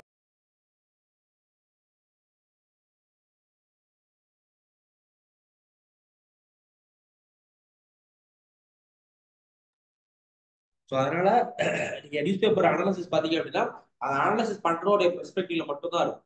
ஓகேங்களா? ஸோ அவர் என்ன சொல்றாரோ அதை பேஸ் பண்ணி தான் நீங்க வந்து சிந்திப்பீங்க. ஆனா நம்ம படிக்கும் போது நமக்கு நிறைய டைமென்ஷன்ஸ் தோணும். அதே மாதிரி நீங்க நியூஸ் பேப்பர் படிக்கிறதுனால, எடிட்டோரியல்ஸ் எல்லாம் படிக்கிறதுனால உங்களுக்கு இந்த ரீடிங் காம்ப்ரிஹென்ஷன் ஸ்கில் டெவலப் ஆகும். ஸோ அதனால ஸ்டார்டிங்ல நீங்க பண்ணிக்கோங்க. அப்படி இல்லையா, நீங்க ஃபர்ஸ்ட் நியூஸ் பேப்பர் படிங்க, படிச்சுட்டு அதுக்கப்புறமா எடிட்டோரியல் அனாலிசிஸ் வந்து கேளுங்க. நான் படிச்சதெல்லாம் கரெக்டா படிச்சிருக்கோமா, சில சமயம் வந்து உங்களுக்கு புரிஞ்சிருக்காது, அதுல என்ன சொல்லியிருக்காங்க, ரொம்ப டெக்னிக்கலான டேப்ஸ் சொல்லியிருந்தாங்கன்னா உங்களுக்கு புரிஞ்சிருக்காது. ஸோ அதாவது ஒரு ரெஃபரன்ஸ்க்காக யூஸ் பண்ணிக்கோங்க, பட் அதே டிபெண்ட் பண்ணிருக்காதீங்க.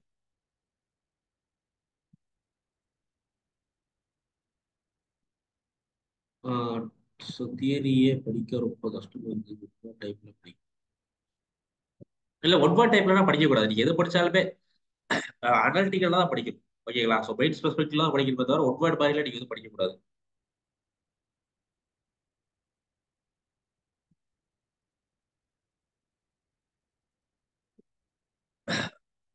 ஸோ அதான் நீங்க ஸ்டார்டிங்ல வந்து நியூஸ் அனாலிசிஸ் வந்து பாருங்க. ஏன்னா உங்களுக்கு பேக்ரவுண்ட் தெரிஞ்சிருக்காது, எது படிக்கணும் எது விடணும் அப்படிங்கிறதெல்லாம் தெரிஞ்சிருக்காது. ஸோ அதனால ஸ்டார்டிங் ஒரு 2 to 3 months படிங்க.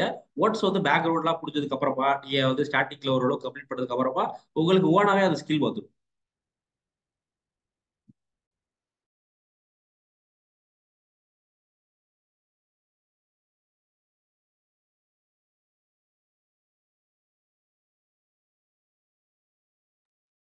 இனிமே நம்ம நடத்துற டாபிக்ஸ் எல்லாமே மேக்ஸிமம் லட்சுமிகாந்த் புக்லயே டேரக்டாவே இருக்கும். So அதனால நீங்க டேரக்டா லட்சுமிகாந்தே ஃபாலோ பண்ணிக்கலாம், வேற எந்த புக்ஸும் தேவையில்ல. நீங்க டேரக்டா லட்சுமிகாந்தே ஃபாலோ பண்ணுங்க.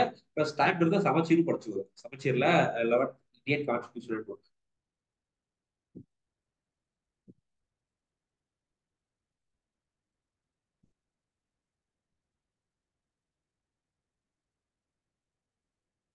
ஸோ ஸ்லோவா ஸ்டார்ட் பண்ணுங்க. இப்போ எடுத்த உடனே ரொம்ப காம்ப்ளிகேட் பண்ணலாம் தேவையில்ல. ஜஸ்ட் சும்மா ரிலாக்ஸா இப்போ ஸ்டார்ட் பண்ணுங்க. ஸோ போக போக நீங்க வந்து ஸ்பீட் இன்க்ரீஸ் பண்ணிக்கலாம். ஸோ நிறைய பேர் என்ன பண்ணுவாங்கன்னா, ஸ்டார்டிங்ல ஒரு இன்ட்ரெஸ்ட்ல ஒரு 10 மணி நேரம் 15 மணி நேரம் அந்த மாதிரிலாம் படிப்பாங்க.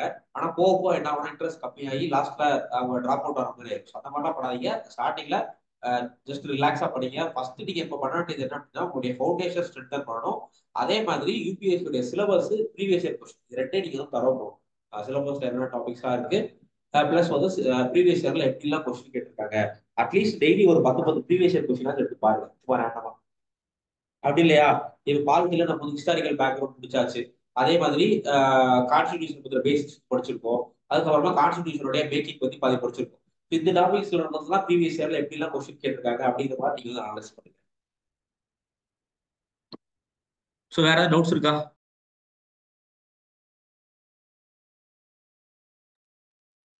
சார் சிலபஸ் குரூப்ல அனுப்புறீங்களா சார்? ஓகே, சிலபஸ் வந்து நான் இது பண்ண சொல்றேன். அப்படி இல்லைன்னா நீ யூபிஎஸ்சி உடைய வெப்சைட்லேயே போயிட்டு டேரக்டா சிலபஸ் டவுன்லோட் பண்ணிக்கலாம். நான் குரூப்ல அனுப்ப சொல்றேன். அப்படி இல்லைன்னா நீங்க டேரக்டா போயிட்டு டவுன்லோட் கூட பண்ணிக்கலாம். சார் நான் இப்பதான் ஃபர்ஸ்ட் டைம் கிளாஸஸ் அட்டென்ட் பண்றேன். இது வீக்லி நடக்குமா சார்? ஆமா, வீக்லி நடக்கும். Weekly Saturday Sundays. நீங்க ஃபர்தரா டீடைல் வேணும் அப்படின்னா உங்களுடைய கோஆர்டினேட்டருக்கு வந்து கால் பண்ணுங்க. அவங்க வந்து ஃபர்தரா எல்லாமே கைட் பண்ணுவாங்க.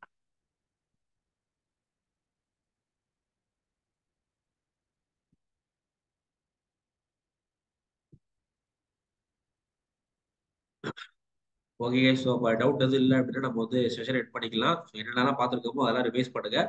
நெக்ஸ்ட் கிளாஸ்ல பேலன்ஸ் வந்து நம்ம கண்டினியூ பண்ணலாம். தேங்க்யூ.